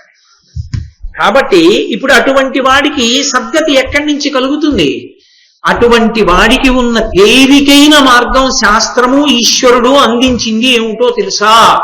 తేలికగా తరించడానికి మార్గం మనసు నిగ్రహించలేనివాడు, బ్రతకడానికి మాత్రమే తినగలిగినవాడు, నిత్య సంతోషంతో ఉండగలిగినవాడు, కర్మేంద్రియ జ్ఞానేంద్రియములు బుద్ధి మనస్సు చిత్తము అహంకారము అనేటటువంటి వాటిని తన వశం చేసుకున్నవాడు కాలేకపోతే క్రతుఫలములు పడయగ దుర్గతులకు దొరకొనదు తీర్థ గమనంబున తత్క్రతు ఫలములందుదురు దుర్గతులను. ఇది మునుల మతము కౌరవ వృషభ, ఓ ధర్మరాజా. ఎందుకు తీర్థయాత్ర చేస్తారు అంటే యజ్ఞయాగాది క్రతువులు అందరూ చెయ్యలేరు. అందరూ చెయ్యలేకపోవడానికి రెండు కారణాలు: ఒకటి పాపము, రెండు దరిద్రుడయ్యుండుట, దాన్ని చేయడానికి కావలసినంత ఐశ్వర్యం ఉండకపోవడం. ఇప్పుడు కాబట్టి వాళ్ళు ఆ ఫలితాన్ని పొందలేరు. దుర్గతులకు దొరకనదు, వాళ్ళు అటువంటివి చెయ్యలేరు. కాబట్టి వాళ్ళు ఎలా తరించాలి? అనేకమైన యజ్ఞములు అనేకమైన యాగములు చేసిన ఫలితాన్ని ఇక వాళ్ళ జీవితంలో వాళ్ళు పొందలేరా? ఇక అసలు నేను యజ్ఞం చేశాను, నేను యాగం చేశానన్న ఫలితాన్ని పొందే అవకాశం వాడికి లేదా? అందరికీ అందరూ పడిపోయి ఉండిపోవలసిందేనా? ఎవరో ఎక్కడో ఒక్కడు చేస్తారు యజ్ఞం, ఎవరో చేస్తారు యాగం తప్ప మిగిలిన వాళ్ళు చెయ్యలేకపోయిన వాళ్ళు ఎవరున్నారో వాళ్ళందరూ మేము ఇక చెయ్యలేమో, మా అవకాశం లేదని తరించలేక ఉండిపోవలసినదేనా? ఇది ధర్మరాజు గారి ప్రశ్నకున్నటువంటి విలువ. ఇప్పుడు ధర్మరాజు గారు అడిగిన ప్రశ్న వల్ల జవాబు వలన ఎవరు సంతోషం పొందాలి? మనందరమే. ఇప్పుడు యజ్ఞయాగాదులు చెయ్యలేని వాళ్ళని ఉద్ధరించడానికి పరమేశ్వరుడు తేలిక మార్గంగా దేన్ని ఇచ్చాడో చెప్తున్నాడు. తీర్థగమనంబున క్రతు ఫలములందుదురు దుర్గతులను, ఇది మునుల మతము కౌరవ వృషభ. ఎంతటి పాపం చేసిన వాడు, ఎంత దరిద్రుడు కూడా యజ్ఞయాగాది క్రతువులను చేసినటువంటి మహాఫలాన్ని పొందాలి అంటే తీర్థయాత్రకి వెళ్ళి తీర్థ స్నానము చేయుటయే. తీర్థాలు ఉంటాయి, బోలెడన్ని తీర్థాలు ఉంటాయి.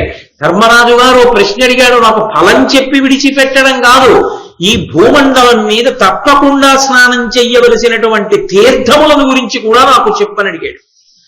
కాబట్టి తీర్థయాత్ర ఎందుకు వచ్చింది? నువ్వు చెయ్యలేకపోయిన దాని ఫలితాన్ని దీని వలన పొందవచ్చు. అదేమిటండి, స్నానానికి ఎంత ఫలితం వస్తుందా? వస్తుంది. వేదం కూడా నిర్ధారించింది.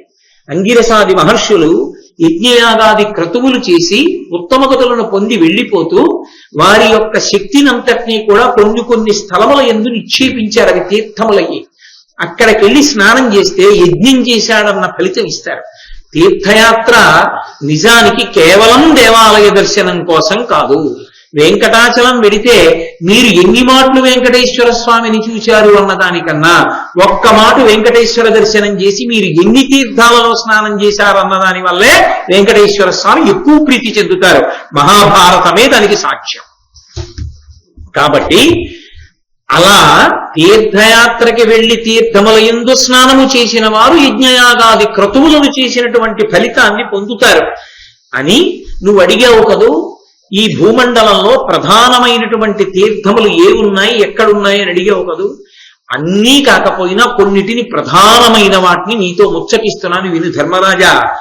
పుష్కరము అనబడేటటువంటిది తండులికాశ్రమంలో అగస్త్యవటంలోనూ ఈ రెండిటిలోనూ స్నానం చెయ్యడం. కణ్వాశ్రమము, ధర్మారణ్యము, యయాతిపతనము అనేటటువంటి క్షేత్రములను దర్శనం చేయడం, నర్మదా స్నానం చేయడం, చర్మండ్వతి అనబడేటటువంటి తీర్థమునందు స్నానం చేయడం, ఇవి సర్వోత్కృష్టములైనటువంటి విశేషములు. ఇందులో ఎప్పుడైనా తీర్థయాత్రకి వెడితే గమనించవలసినటువంటి విషయాలు కొన్ని ఉంటాయి ధర్మరాజా. తీర్థము అని ఏది ఉన్నదో దాని యందు స్నానము తప్పకుండా చెయ్యడానికే యాత్ర చెయ్యాలి. తీర్థయాత్ర దేనికి అంటే కేవలం ఏదో ఒక దేవాలయాన్ని దర్శనం చేసి అందులో ఉన్న స్వామి దర్శనం చేసుకుని తిరిగి రావడానికి కాదు. అక్కడ ఏ ఏ తీర్థములు ఉన్నాయో తెలుసుకుని కనీసం ఒక్క తీర్థంలోనైనా స్నానం చేస్తేనే తీర్థయాత్ర. అసలు నిజానికి అది దైవ దర్శన యాత్ర కాదు, అది తీర్థయాత్ర. అంటే స్నానము ముఖ్యమైన ఫలితంగా ఉంటుంది. కాబట్టి తీర్థమునందు స్నానం చెయ్యాలి. తీర్థమునందు స్నానం చేయడం ఎంత ప్రధానమైన అవసరమో ఒక ఆశ్రమమును దర్శించడం కూడా అంత గొప్ప విశేషము సుమా. ఆశ్రమం అంటే మహాపురుషులైన వారు, తాపసులు, భాగవతోత్తములైనటువంటి వారు అక్కడ వసించి ఉంటారు, అక్కడ నివసించి ఉంటారు, లేదా ఒకానొకప్పుడు అక్కడ నివసించి ఉండి ఉన్నటువంటి ప్రదేశం అయి ఉంటుంది. అటువంటి ప్రదేశానికి తప్పకుండా వెళ్ళి తొక్కాలి. తొక్కి అటువంటి మహాత్ములు ఉన్న ప్రదేశంలో మనం కొంతసేపు కూర్చుంటే, ఉదాహరణకి మనం వెంకటాచల క్షేత్రానికి వెళ్ళామనుకోండి, వెంకటాచల క్షేత్రంలో అగస్త్య మహర్షి యొక్క ఆశ్రమం ఉన్నటువంటి ప్రదేశం ఉంది. అక్కడే కళ్యాణ శ్రీనివాసం అని మొన్న బ్రహ్మోత్సవాలు అయ్యాయి. ఆ కళ్యాణ శ్రీనివాసానికి వెళ్ళేటటువంటి త్రోవలోనే ఒక గొప్ప శివాలయం ఉంది. ఆ శివాలయంలోనే అగస్త్య మహర్షి ప్రతిరోజు కూర్చుని అభిషేకం చేసేవారు. అదంతా అగస్త్యాశ్రమం. ఆశ్రమంలోనే ఒక మూల శ్రీనివాసుడు ఉన్నాడు. ఆయన ఉన్న ప్రదేశమే కళ్యాణ శ్రీనివాసం. అసలు వెంకటాచలం వెడితే తప్పకుండా వెళ్ళవలసిన దేవాలయాలు ఏవి, తొక్కవలసినవి ఏవి అంటే అగస్త్యాశ్రమానికి వెళ్ళి అక్కడ ఉన్న శివాలయాన్ని, అక్కడ ఉన్న కళ్యాణ శ్రీనివాసాన్ని చూడాలి. గత జన్మంబులనేమి చేసితిమో, యాగశ్రేణులేమేమి చేసితిమో, ఎవ్వరికేమి పెట్టితిమో, ఏ సిద్ధాశ్రమమునం త్రొక్కితిమో అంటుంది యశోద భాగవతంలో. కాబట్టి తప్పకుండా ఆశ్రమ ప్రాంగణాన్ని తొక్కాలి. ఆశ్రమ ప్రాంగణంలోకి వెళ్ళినప్పుడు ఆహార నియమాన్ని పాటించాలి. అత్యంత మితమైన ఆహారము, సాత్వికమైన ఆహారము, దైవమునకు అర్పింపబడిన ఆహారము తీసుకోవాలి. అంటే గుటుక్కున మనం నోట్లో వేసుకోవడం కాకుండా కనీసంలో కనీసం దాన్ని తినే ముందు ఒక్కసారి మనసులో ఎవరు నీకు ఇష్టదైవమో వారికి మనసా సమర్పణం చేసి తినాలి. అంటే ఎదురుగుండా నైవేద్యం పెట్టడానికి అవకాశం లేకపోవచ్చు. ఉమామహేశ్వర పరబ్రహ్మార్పణమస్తు అనుకుని తిను. నామరూపాలతో ఏముంది, నీకు అలా అనడం ఇబ్బంది అయితే నీకు ఇంకొక రూపం ఇష్టమైతే లక్ష్మీనారాయణ పరబ్రహ్మార్పణమస్తు అని చక్కగా ఆ పదార్థాన్ని మితంగా సేవించి ఆశ్రమవాసం చెయ్యి. ఆశ్రమంలో కూర్చుని మహాత్ములు తిరుగాడినటువంటి ప్రదేశంలో తిరుగు, అక్కడ ఉండు. అందుకే కంచికామకోటి పీఠాధిపత్యం వహించిన పరమాచార్య స్వామి ఎప్పుడూ ఒక మాట చెప్పేవారు, మీ జీవితంలో తప్పకుండా ఒక అలవాటు చేసుకోండి.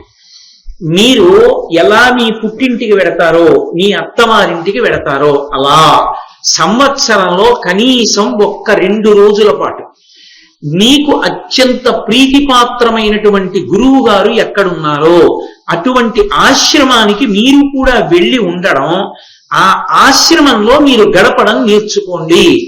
కామకోటి మఠం, కామకోటి పీఠం జగద్గురువుల యొక్క నిలయం కదా. కాబట్టి రండి, వచ్చి 2 రోజులు ఉండండి అంటుండేవారు. అది మనుష్య జీవితానికి అవసరం. అది కామకోటి కావచ్చు, శృంగగిరి కావచ్చు.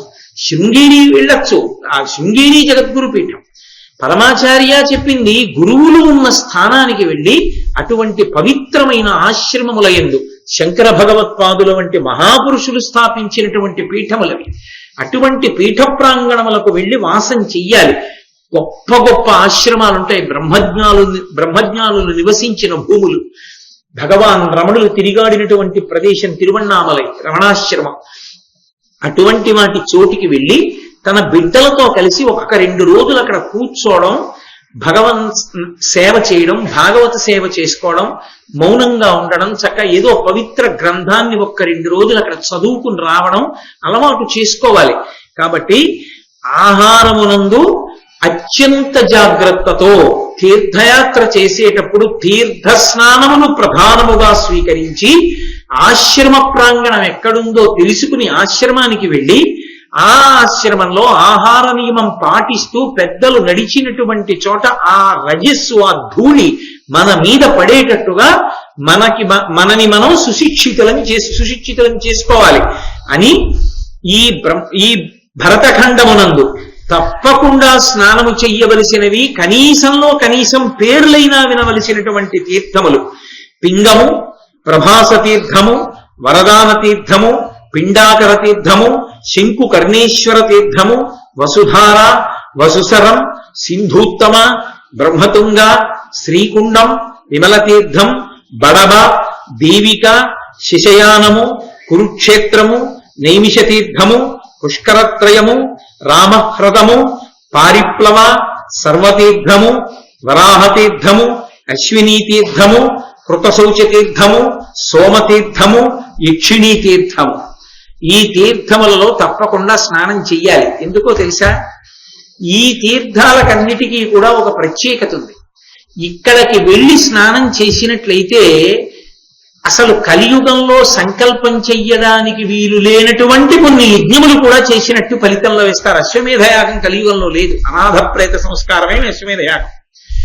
అటువంటి గొప్ప గొప్ప యాగాలు, పౌండరీకము, వాజపేయము, అశ్వమేధము, అగ్నిష్టోమము మొదలైనటువంటి గొప్ప గొప్ప యాగములను చేసినటువంటి ఫలితం ఒకటి కాదు, 10, 20, 100 అటువంటి యాగాలు చేశాడన్న ఫలితం కేవలము ఈ తీర్థముల యందు గురుకులిడిన కారణం చేత, స్నానం చేసిన కారణం చేత ఇస్తారు. కాబట్టి అంత శక్తివంతములు ఇవన్నీ కూడా భగవంతుని యొక్క అనుగ్రహం చేత, దేవతల యొక్క, పరమ భాగవతోత్తముల యొక్క స్పర్శ చేత ఏర్పడినటువంటి తీర్థములు. అలాగే శమంతక పంచకాలు అని 5 తీర్థములు కలిసి ఉన్నాయి. అవి తప్పకుండా స్నానం చెయ్యాలి. అవి పరశురాముడు 21 మార్లు భూమండలమంతా తిరిగి క్షత్రియులందరినీ చంపేశాడు. చంపేసి వాళ్ళ నెత్తులంతటినీ తీసుకొచ్చి 5 పెద్ద పెద్ద తటాకముల కింద ఏర్పాటు చేశాడు. ఆ నెత్తుటిలోంచి తన పితృదేవతలకి తర్పణం చేశాడు. వీరుండు క్షత్రియుల తన దారుణ పరశువున జామదగ్నుడు రౌద్రాకారుడు వధించి తది యారుణమున 7 మడుగులు ఆపాదించన్. ఆ రక్తంతో 5 మడుగులు తయారు చేశాడు. ఆయన ప్రతిజ్ఞటువంటిది, క్షత్రియ వధ చేస్తాను, భూమండలం అంతా తిరిగి వాళ్ళు అహంకారులయ్యారు, జమదగ్ని పట్ల అపచారం చేశారు తండ్రి పట్ల అని ఆయన పితృతర్పణం చేస్తే పితృదేవతలు కనపడి ఎంత అసాధ్యమైన పని చేశావురా అని ఆయన చేసిన పనికి ఆయన ప్రతిజ్ఞాపాలనమునకు పితృదేవతలు సంతోషించారు. ఏదైనా వరం కోరుకోమని అడిగారు. ఆయన అన్నాడు, క్షత్రమదనైన పాపంబు గ్రగవలయు గడగి సద్గతియును నాకు బడయవలయు ఇవి పుణ్యతీర్థంబులయ్యి ధరిత్రి బరగుచుండంగవలయు మీ కరుణ చేసి. నేను ఇన్ని వేల మంది క్షత్రియుల్ని సంహరించాను, ఆ పాపం పోవాలి, పోయి నాకు సద్గతులు కలగాలి. అంతేకాదు ఇవి రక్తంతో ఉన్నవి 5 కూడా గొప్ప తీర్థములుగా మారిపోవాలి.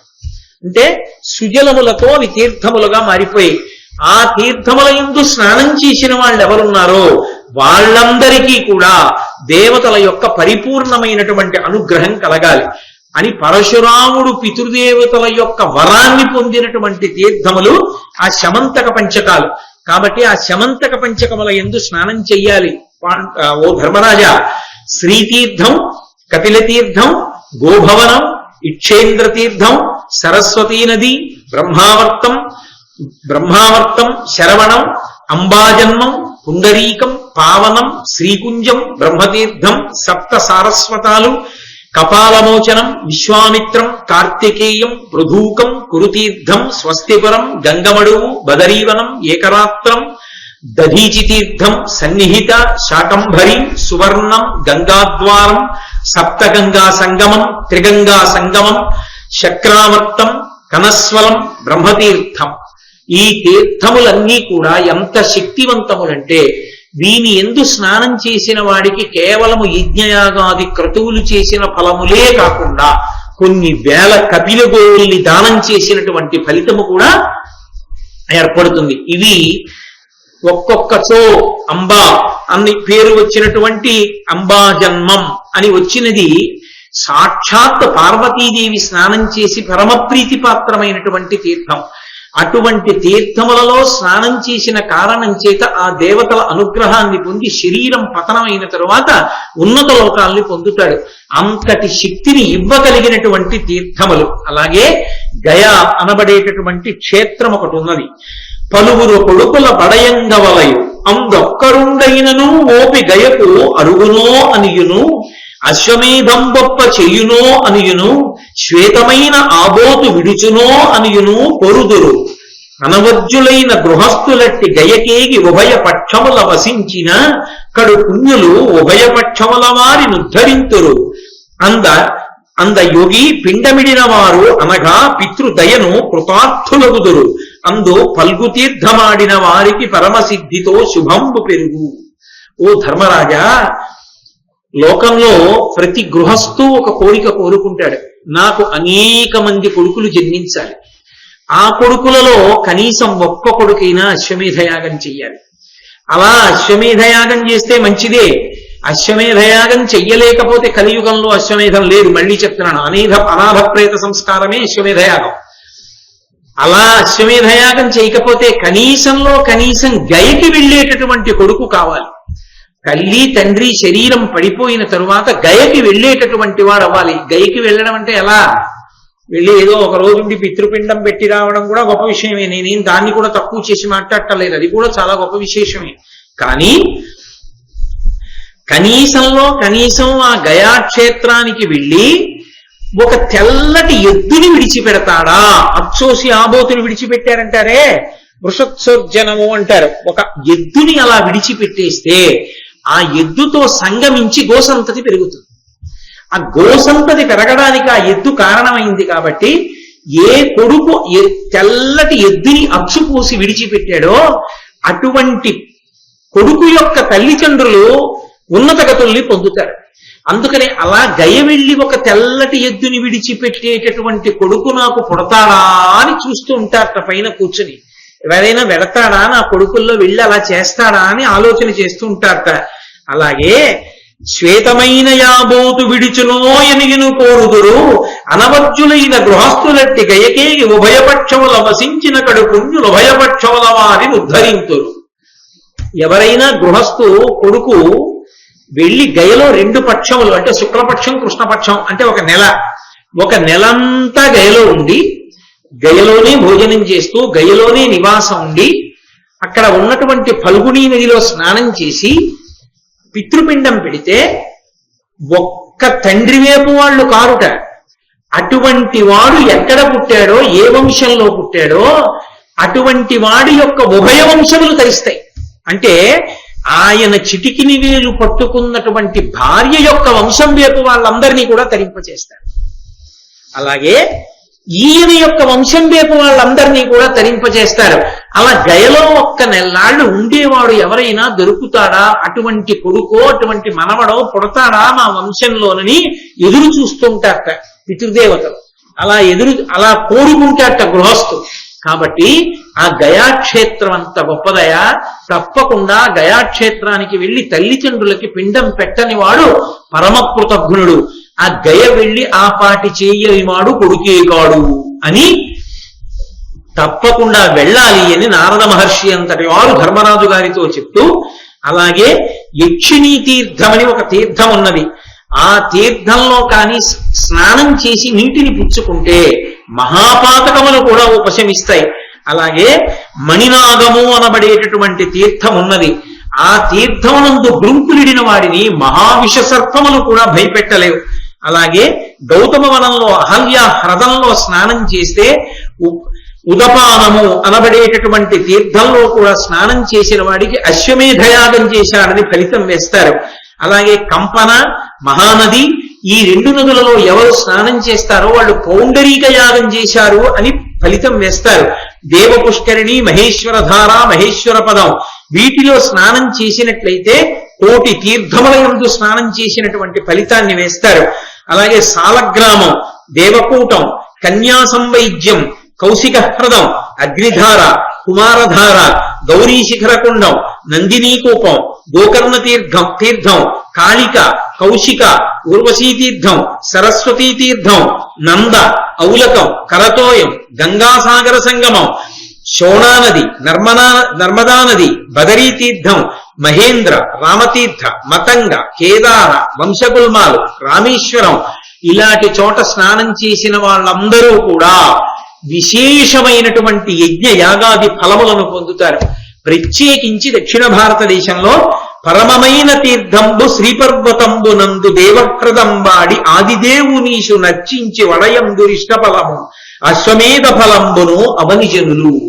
దక్షిణ దేశంలో శ్రీశైలం వెళ్ళి శ్రీశైలంలో దేవహ్రదము అనబడేటటువంటి తీర్థంలో స్నానం చేసి మల్లికార్జున స్వామి దర్శనం చేసుకుని మల్లికార్జున లింగానికి పూజ చేస్తే వాడు పొందేటటువంటి పుణ్యాన్ని, వాడు ఎంత పుణ్యాన్ని మూట కట్టుకుంటారన్న దాన్ని చెప్పడం ఎవరికీ సాధ్యం కాదు.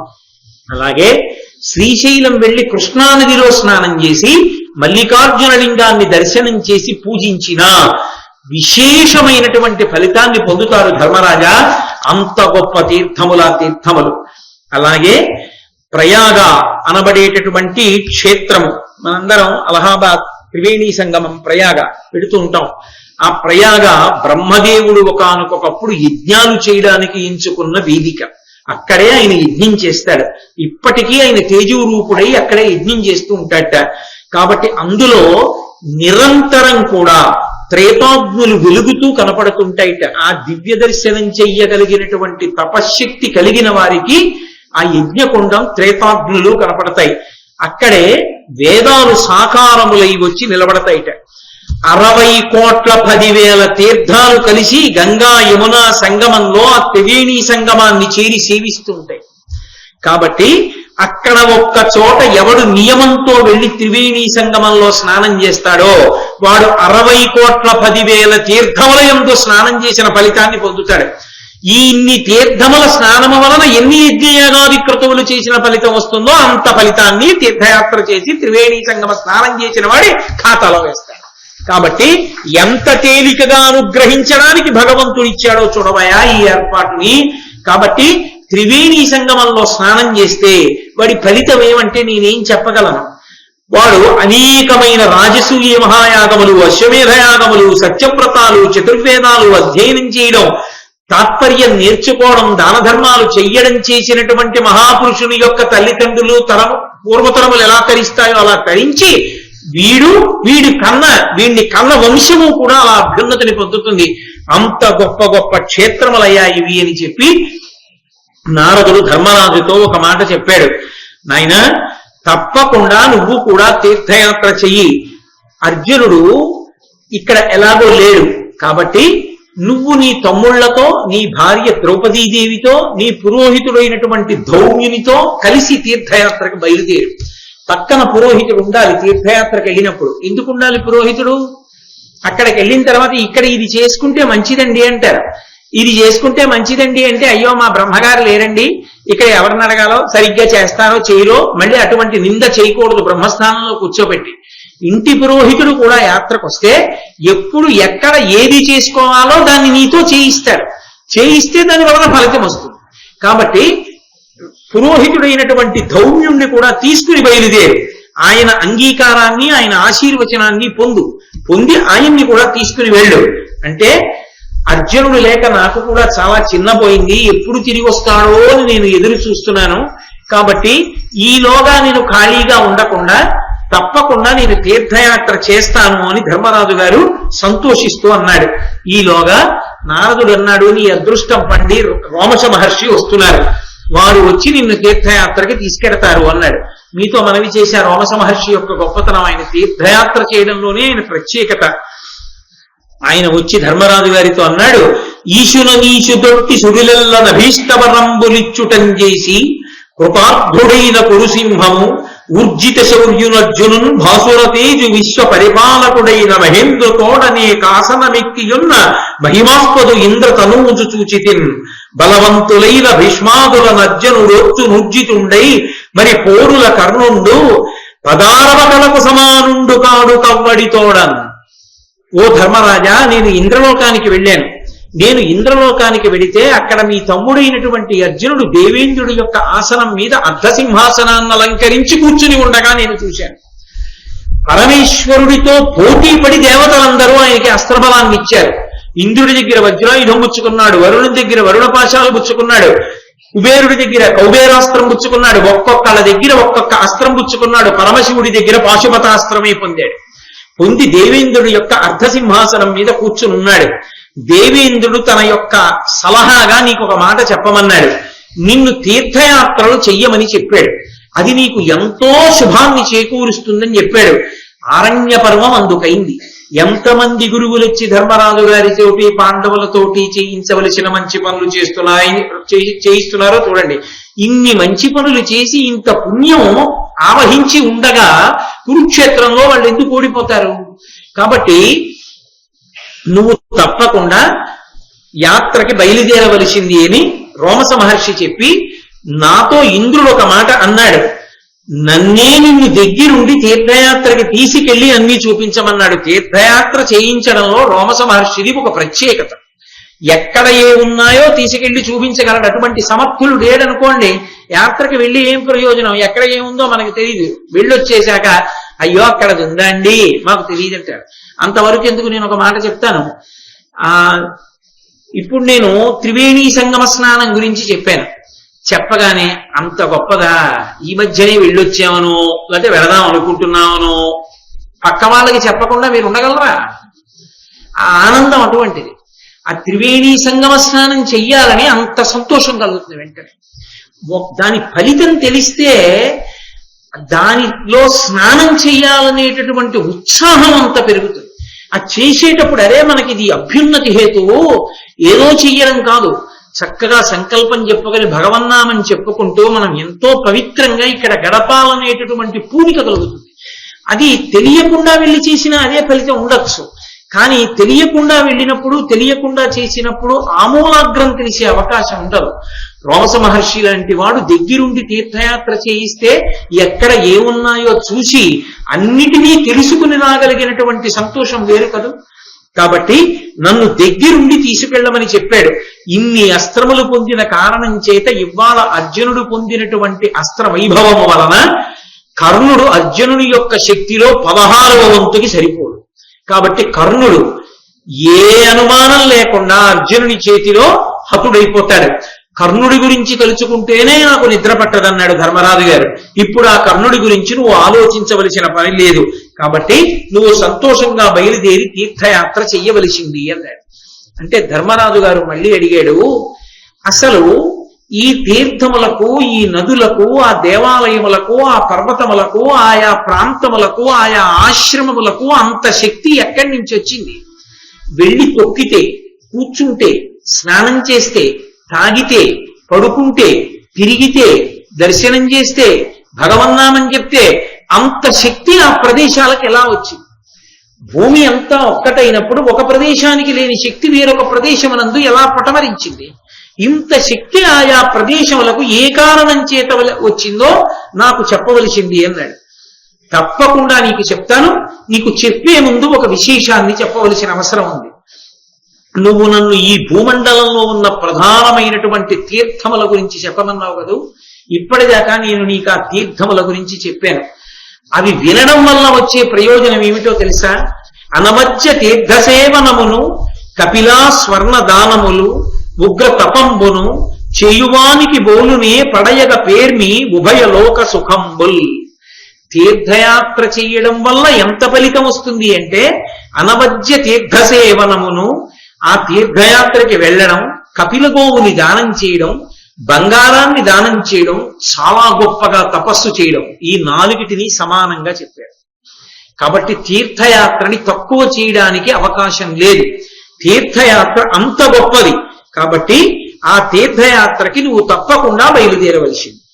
కాబట్టి నువ్వు యాత్రకి బయలుదేరు అనగానే ధర్మరాజు గారు అన్నాడు, నా దగ్గర ఉన్నటువంటి అనుచర వర్గంలో నన్ను అనుగమిస్తున్న వాళ్ళలో కొంతమంది సన్యాసులు ఉన్నారు, కొంతమంది భిక్షాటన మాత్రమే చేసి కడుపు నింపుకునేటటువంటి నియమం ఉన్న వాళ్ళు ఉన్నారు.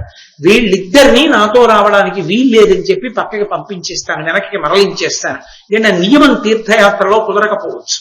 అందుకని వాళ్ళని వెనక్కి మరల్చి నేను, నా తమ్ముళ్ళు, నా భార్య, ధౌమ్యుడు మొదలైనటువంటి వాళ్ళు ఈ కామ్యక వనం నుంచి ఇంకొక 3 రోజులు ఉంటాం ఇక్కడ. ఎందుకని తీర్థయాత్రకు కావలసినవన్నీ సర్దుకుని బయలుదేరుతాం.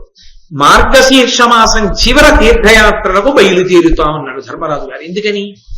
మార్గశీర్ష మాసం చివర సర్వోత్కృష్టమైన కాలం అది, ఉపాసనకి చిట్ట చివరది. అందుకే దాని పేరే మార్గశిరము అని మనం అంటాం. మార్గశీర్షము అది మార్గమునకు చిట్ట చివరకి వచ్చినది. ఏమిటి చిట్ట చివర? ఏమిటి చిట్ట చివర అంటే దక్షిణాయనం అంతా ఉపాసనా కాలం. దక్షిణాయనం అంతా ఉపాసనా కాలం కాబట్టి దక్షిణాయనంలో ఉపాసన అంతా చేస్తే ఉత్తరాయణ పుణ్యకాలంలోకి ప్రవేశిస్తాడు. అంటే భగవంతుని యొక్క అనుగ్రహాన్ని పరిపూర్ణంగా పొందడానికి యోగ్యమైన కాలం ఆ కాలం. కాబట్టి అందుకే భోగి పండగ, మకర సంక్రమణము అవన్నీ అప్పుడు వస్తాయి. భోగి అన్న మాట రావడానికి కారణం అదే. భోగి 2 రకములైన భోగములు జరుగుతాయి. ఒకటి, వ్యవసాయదారులకు పంట అంతా చీతికి వస్తుంది కోతలు పోసి.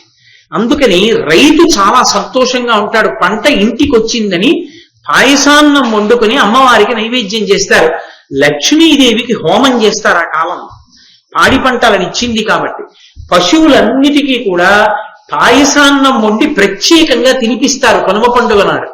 అలాగే పసిపిల్లలకి పీడ పడితే పోవాలి అని రేగుపళ్లతో భోగి పీడ తీసేస్తారు. వాళ్ళు ఉత్తర కాలమునందు చాలా భోగం అనుభవించడానికి కావలసినటువంటి తేజస్సు వారి యందు నిలబడాలి అని కోరుకుంటూ. ఆంతరమైన భోగి ఏమిటి? ఉత్తరాయణ పుణ్యకాలం వచ్చింది అనేటప్పటికీ మనమందరం కూడా భగవంతుని యొక్క అనుగ్రహాన్ని పరిపూర్ణంగా పొందడానికి యోగ్యమైనటువంటి కాలం. దక్షిణాయనంలో ఉపాసన చేసి ఉన్న కారణం చేత ఆ ఉపాసన యొక్క ఫలితమే ఉత్తరాయణ పుణ్యకాలమునందు కనపడుతుంది. అందుకే కళ్యాణకారకమై ఉంటుంది. అందుకే మార్గశిర మాసంలో ఏం చేశారు అంటే భాగవతంలో వ్యాసుల వారు చెప్పింది కాత్యాయని వ్రతం చేశారు. పరదేవతని ఆరాధన చెయ్యాలి. మార్గశిర మాసంలో చెయ్యవలసింది ఏది అంటే పార్వతీదేవి యొక్క ఆరాధనము, పార్వతీదేవి పూజలు జరగాలి. మార్గశిర మాసంలో వచ్చేటటువంటి ఆర్ద్రా నక్షత్రంలో తెల్లవారుజామున 3:30 శివాలయాల్లో అభిషేకాలు జరగాలి. యథార్థమునకు మార్గశీర్ష మాసం అంతా కూడా పరమశివుడు పార్వతీదేవుల యొక్క ఆరాధనకు సంబంధించిన కాలము. అందుకే కాత్యాయని మహామాయే మహాయోగిన్యధీశ్వరి నందకోప సుతందేవి పతిమ్మే కురుతే నమః అని వ్యాసుల వారు భాగవతంలో సంస్కృత మూలంలో చెప్తారు. వాళ్ళందరూ కూడా కాత్యాయని వ్రతం చేసి కృష్ణుణ్ణి పతిగా పొందుతామని చేసినటువంటి కాలము మార్గశీర్ష మాసం. ఆ మార్గశీర్ష మాసంలో చేస్తే శీర్షము చివరకు వచ్చేసింది ఉపాసన. మార్గశీర్షం అయిపోతే పుష్యమాసం వచ్చేస్తుంది. పుష్యమాసంలో ఉత్తరాయణ పుణ్యకాలం ప్రవేశిస్తుంది. ఉత్తరాయణ పుణ్యకాలం ప్రవేశిస్తే పితృదేవతల దగ్గర నుంచి తరిస్తారు చేసిన మంచి పనుల వలన. దక్షిణాయనంలో చేసిన ఉపాసన వలన జీవి తరిస్తాడు. అది యోగ్యమైన కాలం కనుక బాహ్యమునందు కూడా అనుకూలంగా ఉంటుంది, చల్లగా ఉంటుంది. ఆరోగ్యం దేని వల్ల దెబ్బతింటుంది అంటే నీటి వలన దెబ్బతింటుంది. నీరు ఎక్కువ శరీరం ఎప్పుడు అడుగుతుంది? వేడిగా ఉంటే అడుగుతుంది. దేవాలయ ప్రాంగణాలన్నీ రాతితో నిర్మింపబడి ఉంటాయి. మంచి వేసవకాలంలో యాత్రకు వెడితే ఇక ప్రతివాడు గుళ్ళో చెప్పులు వేసుకు తిరగడం మొదలు పెడతాడు. ఇక్కడ చెప్పులు వేసుకు తిరగరాదు అని బోర్డులు పెట్టవలసిన అవసరం వస్తుంది. ఎందుకని? చెప్పులతో వెళ్ళకపోతే కాళ్ళు కాలుతాయి. ఒక్కొక్క దేవాలయానికి ప్రధాన ద్వారం దగ్గర నుంచి లోపలికి వెళ్ళడానికి ఎంతో దూరం నడిచి వెళ్ళవలసి ఉంటుంది. ఒకానొకప్పుడు మండు వేసవిలో శ్రీకాళహస్తిలో నేను దర్శనానికి వెడితే ప్రధాన ద్వారం దగ్గర నుంచి కాళహస్తీశ్వరుడి ఆలయం లోపలికి వెళ్లి బయటికి వచ్చేటప్పటికి నా కాళ్ళు ఇంతంత బొబ్బలు ఎక్కిపోతే నేను ఉన్నటువంటి విడిది వరకు కూడా నడవలేక బొబ్బలు చితికిపోతాయని పక్కన ఉన్నటువంటి వేరొక ప్రాంగణంలో గది తీసుకుని సాయంకాలం వరకు ఉండి వాటికి ఏదో నూనె రాస్తే అవి కొంచెం పగిలిపోతాయేమో అనుకుంటే నా మిగిలిన యాత్ర కొంత తగ్గించుకుని నేను కాలికి గుడ్డలు కట్టుకుని రైలు ఎక్కవలసి వచ్చింది. వేసవి కాలంలో చేసేటటువంటి యాత్రకి ప్రతిబంధకం ఉంటుంది. పైగా వేసవి కాలంలో చేస్తే వడగాట్లు, అకస్మాత్తుగా ఆరోగ్యం పాడవుతుంది. వేసవి కాలంలో యాత్ర చేస్తే శరీరం నీరు ఎక్కువ పుచ్చుకొని అతిసారాది వ్యాధులు ప్రబలుతాయి. ఆ నీరు సరి అయింది కాకపోతే అన్ని ప్రాంతాలలో నీరు శరీరం అంగీకరించదు. చల్లగా ఉంటుంది కాబట్టి అది ఎక్కువ నీరు అడిగేది కాదు. కాబట్టి సాత్వికమైన ఆహారాన్ని శరీరం జీర్ణం చేసుకుంటుంది. కాబట్టి ఎక్కడ పడుకున్నా ఓ దుప్పటి కప్పుకు పడుకుంటే చాలు నిద్ర పడుతుంది. కాబట్టి అన్ని విధాల వాతావరణం ఆనుకూల్యతని పొంది ఉంటుంది. కాబట్టి మార్గశీర్ష మాసపు చివరి రోజులలో మహానుభావుడైనటువంటి ధర్మరాజు గారు యాత్రకి బయలుదేరారు. యాత్రకి ఎప్పుడు బయలుదేరాలో ఎలా వెళ్లాలో కూడా భారతాన్ని చదువుకుంటే అసలు తీర్థయాత్ర ఎలా చెయ్యాలి అన్నది అర్థమవుతుంది. తీర్థయాత్రలు చేసేవాళ్ళు మహాభారతంలో ఆరణ్య పర్వాన్ని చదువుకుని తీర్థయాత్ర చేస్తే ఎక్కువ ఫలితం వస్తుంది. మేము ఎక్కడికి వెళ్ళాలండి అని అడగక్కర్లేదు. వీటిలో ఏదో తీర్థం ఎంచుకుని వెళ్ళవచ్చు. వెళ్ళేటప్పుడు ఎలా వెళ్ళాలో ఎవరితో వెళ్ళాలో కూడా తీర్థయాత్ర అర్థమైపోతుంది. భార్యను వదిలేసి వెళ్ళిపోకూడదు. మా ఆవిడ ఇంట్లో ఉంటుందండి నేను వెళ్ళిపోతానండి అనో, లేకపోతే మా ఆయనకి ఖాళీ లేదు నేను వెళ్ళిపోతానండి అనకూడదు. ఇద్దరూ కలిసి తమ పితృదేవతల్ని తరింప చేయడానికి ఒండరులు కలిసి తీర్థయాత్ర చెయ్యాలి. తీర్థయాత్ర కూడా చేయకపోతే కలిసి ఆ దాంపత్యానికి నమస్కారం. కాబట్టి వెంటనే ఆ కొన్ని వేల మంది బ్రాహ్మణులు ఉన్నారు కదా చుట్టూ, వాళ్ళందరూ అన్నారు ధర్మరాజు గారితోటి, నీ అనుజులు ధనుర్ధరులు, అనింద్య చైత్రులు, దీర్ఘ తీక్షణౌకౌక్షేయకపాణులు, అచ్చమల కీర్తులు కావగా రోమశుండు తేజోయుతుడెల్ల తీర్థములు చూపగా తీర్థములాడు వెక్క లక్ష్మీయుత ఇప్పుడు నిన్ననుగమింపగ కంటివి పుణ్య సంపదలు. ఆ వేల మంది బ్రాహ్మణులు అన్నారు, ధర్మరాజా నీ అనుజులు ధనుర్ధరులు, నీ తమ్ముళ్ళు ఉన్నారే వాళ్ళు ఎప్పుడు ధనస్సు మొదలైనవి పట్టుకుని ఉంటారు ఆయుధాలు. అనింద్య చరిత్రులు, ఆయుధాలు పట్టుకున్నారు కదా అని ఎవరి జోలికి పడితే వాళ్ళ జోలికి వెళ్లేవాళ్ళు కారు వాళ్ళు, మత్సలేని చరిత్ర ఉన్నవాళ్ళు, కడుపు వరకు విరలాడేటటువంటి పెద్ద పెద్ద కత్తులు కట్టుకుని ఉన్నటువంటి వాళ్ళు, విశేషమైన కీర్తి గణించిన వాళ్ళు. ఇక రోమశుడో ఒక్క యాత్రకి వెడితే ఎక్కడ స్నానం చేయాలో, ఎప్పుడు స్నానం చేయాలో, ఏ గుడిలోకి వెళ్ళాలో, ఆ గుడిలో దర్శనం చేసుకుంటే ఏ ఫలితం వస్తుందో చెప్పగలిగిన సమర్థుడు. వెనక వెడుతున్న వాడివి నువ్వు, ద్రౌపదీదేవి. ఇలాంటి యాత్రకి వెడుతున్న బృందంతో కలిసి వెడితే మేము కూడా చక్కగా అవన్నీ స్నానాలు చేసి తెలుసుకుంటాం తప్ప మా మొహం మేము ఒక కళ్ళం వెడితే ఏం తెలుసుకుంటాం ధర్మరాజా, మేము నీతో వచ్చేస్తాం. ధర్మరాజు గారు వాళ్ళ వంక చూసి ఇదెక్కడి ప్రారంధం రా, తీర్థయాత్రకి వెళదామన్నా ఇంతమంది వెనకాల ఉన్నారనుకుని ఒకసారి సంతోషించి ఆ మహానుభావుడు పురోహితుడు గౌంజుడి వంక రోమశుడి వంక చూశాడు. రోమశుడు అన్నాడు, పూనీలే ఇంతమంది బ్రాహ్మణులు తీర్థయాత్రకు వస్తారంటే తీసుకెళ్ళడం ఓ పుణ్యం కానీ అన్నాడు. సరే పదండి అన్నారు. ఆ తీర్థయాత్ర మామూలు తీర్థయాత్ర కాదు, అన్ని వేల మంది బ్రాహ్మణులతోటి ధర్మరాజు గారు, భీముడు, నకులుడు, సహదేవుడు, అర్జునుడు ఇంద్రలోకంలో ఉన్నాడు. ఇక ద్రౌపదీదేవి, ధౌమ్యుడు, రోమశుడు, వీళ్ళు అందరూ కలిసి నడుచుకుంటూ ఇక తీర్థయాత్రకు బయలుదేరుతున్నారు. బయలుదేరుతుంటే రోమశ మహర్షి ఒక మాట చెప్పారు, తీర్థయాత్రకి వెళ్లే ముందు మానసికంగా సిద్ధంగండి. తీర్థయాత్రకి వెళ్ళిపోవడం అంటే వెళ్ళిపోవడం, అకామిడేషన్స్ తీసేసుకోవడం, ఇంకక్కడి నుంచి గీజర్లు ఉన్నాయా అవి కాదయా అడగవలసింది, దేహానికి మానుషవ్రతం చెయ్యండి, బుద్ధికి దేవవ్రతం చెయ్యండి. అది తీర్థయాత్ర అంటే. దేహానికి మానుషవ్రతం చెయ్యాలి. దేహానికి మానుషవ్రతం అంటే దేహము అంటే ఇది ఒకనాడు కాలిపోతుంది, దహింపబడుతుంది. కాబట్టి దేహం, దహింపబడే దేహానికి ఎక్కువ సౌకర్యాలు ఇచ్చే ప్రయత్నాలు చేయకండి. మానుషవ్రతం అంటే ఇది ఖేద పడుతుందని తెలుసు కొన్ని పనులు చేస్తే, కానీ దానికి సిద్ధపరచండి దీన్ని. ఓ తెల్లవార కట్ట ఒక చోట స్నానం చేస్తే అమ్మో చలేస్తుందండి, గడగడలాడుతుందండి, ఒళ్ళు పగిలిపోతుందండి, నేను అలా కాదండి, ఇంటి దగ్గర చక్కగా వేడి నీళ్లే స్నానం చేస్తానండి అనకు. చల్లటి నీళ్లు స్నానం చేయి. నువ్వు చేయకపోతే పీడాపోయేది, చేసి వచ్చిన వాడిని ఎలా చేసావా, పరిచయం పడుతుందేమో, ఎందుకు వచ్చిందంటావు అనకు.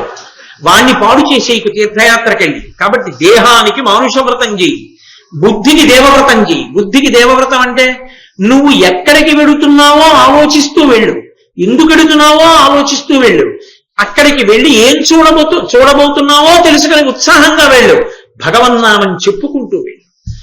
రైళ్లల్లో వెళ్ళేటప్పుడు తీర్థయాత్ర చేసేవాళ్ళు చక్కగా ఏదైనా భగవన్నామని చెప్పుకుంటే దాన్ని తప్పు పట్టకూడదు. అది సనాతన ధర్మమునందు ఆంతరమైనటువంటి ప్రజ్ఞ. అంతేగాని అది తప్పండి, అలా చేయకూడదండి, భగవన్నామని చెప్పకూడదంటే అది చెప్పడం తప్పు. భారతం చెప్తోంది అలా వెళ్ళమని. కాబట్టి చక్కగా భగవంతుని యందు బుద్ధి పెట్టుకుని బుద్ధిని దేవవ్రతం చేస్తూ తీర్థయాత్రకు బయలుదేరు. అలా తీర్థయాత్ర చేసిన సార్వభౌములు ఉన్నారయా, సామాన్యులు కారు, సార్వభౌములు తీర్థయాత్ర చేశారు. ఎంతమంది చేశారో తెలుసా? మహాభిషుడు, నాభాగుడు, భరతుడు, భగీరథుడు, ముచుకుందుడు, మాంధాత, సగరుడు, సార్వభౌముడు, అష్టకుడు, రోమపాదుడు, ఇటువంటి సార్వభౌములు తీర్థయాత్ర చేశారు.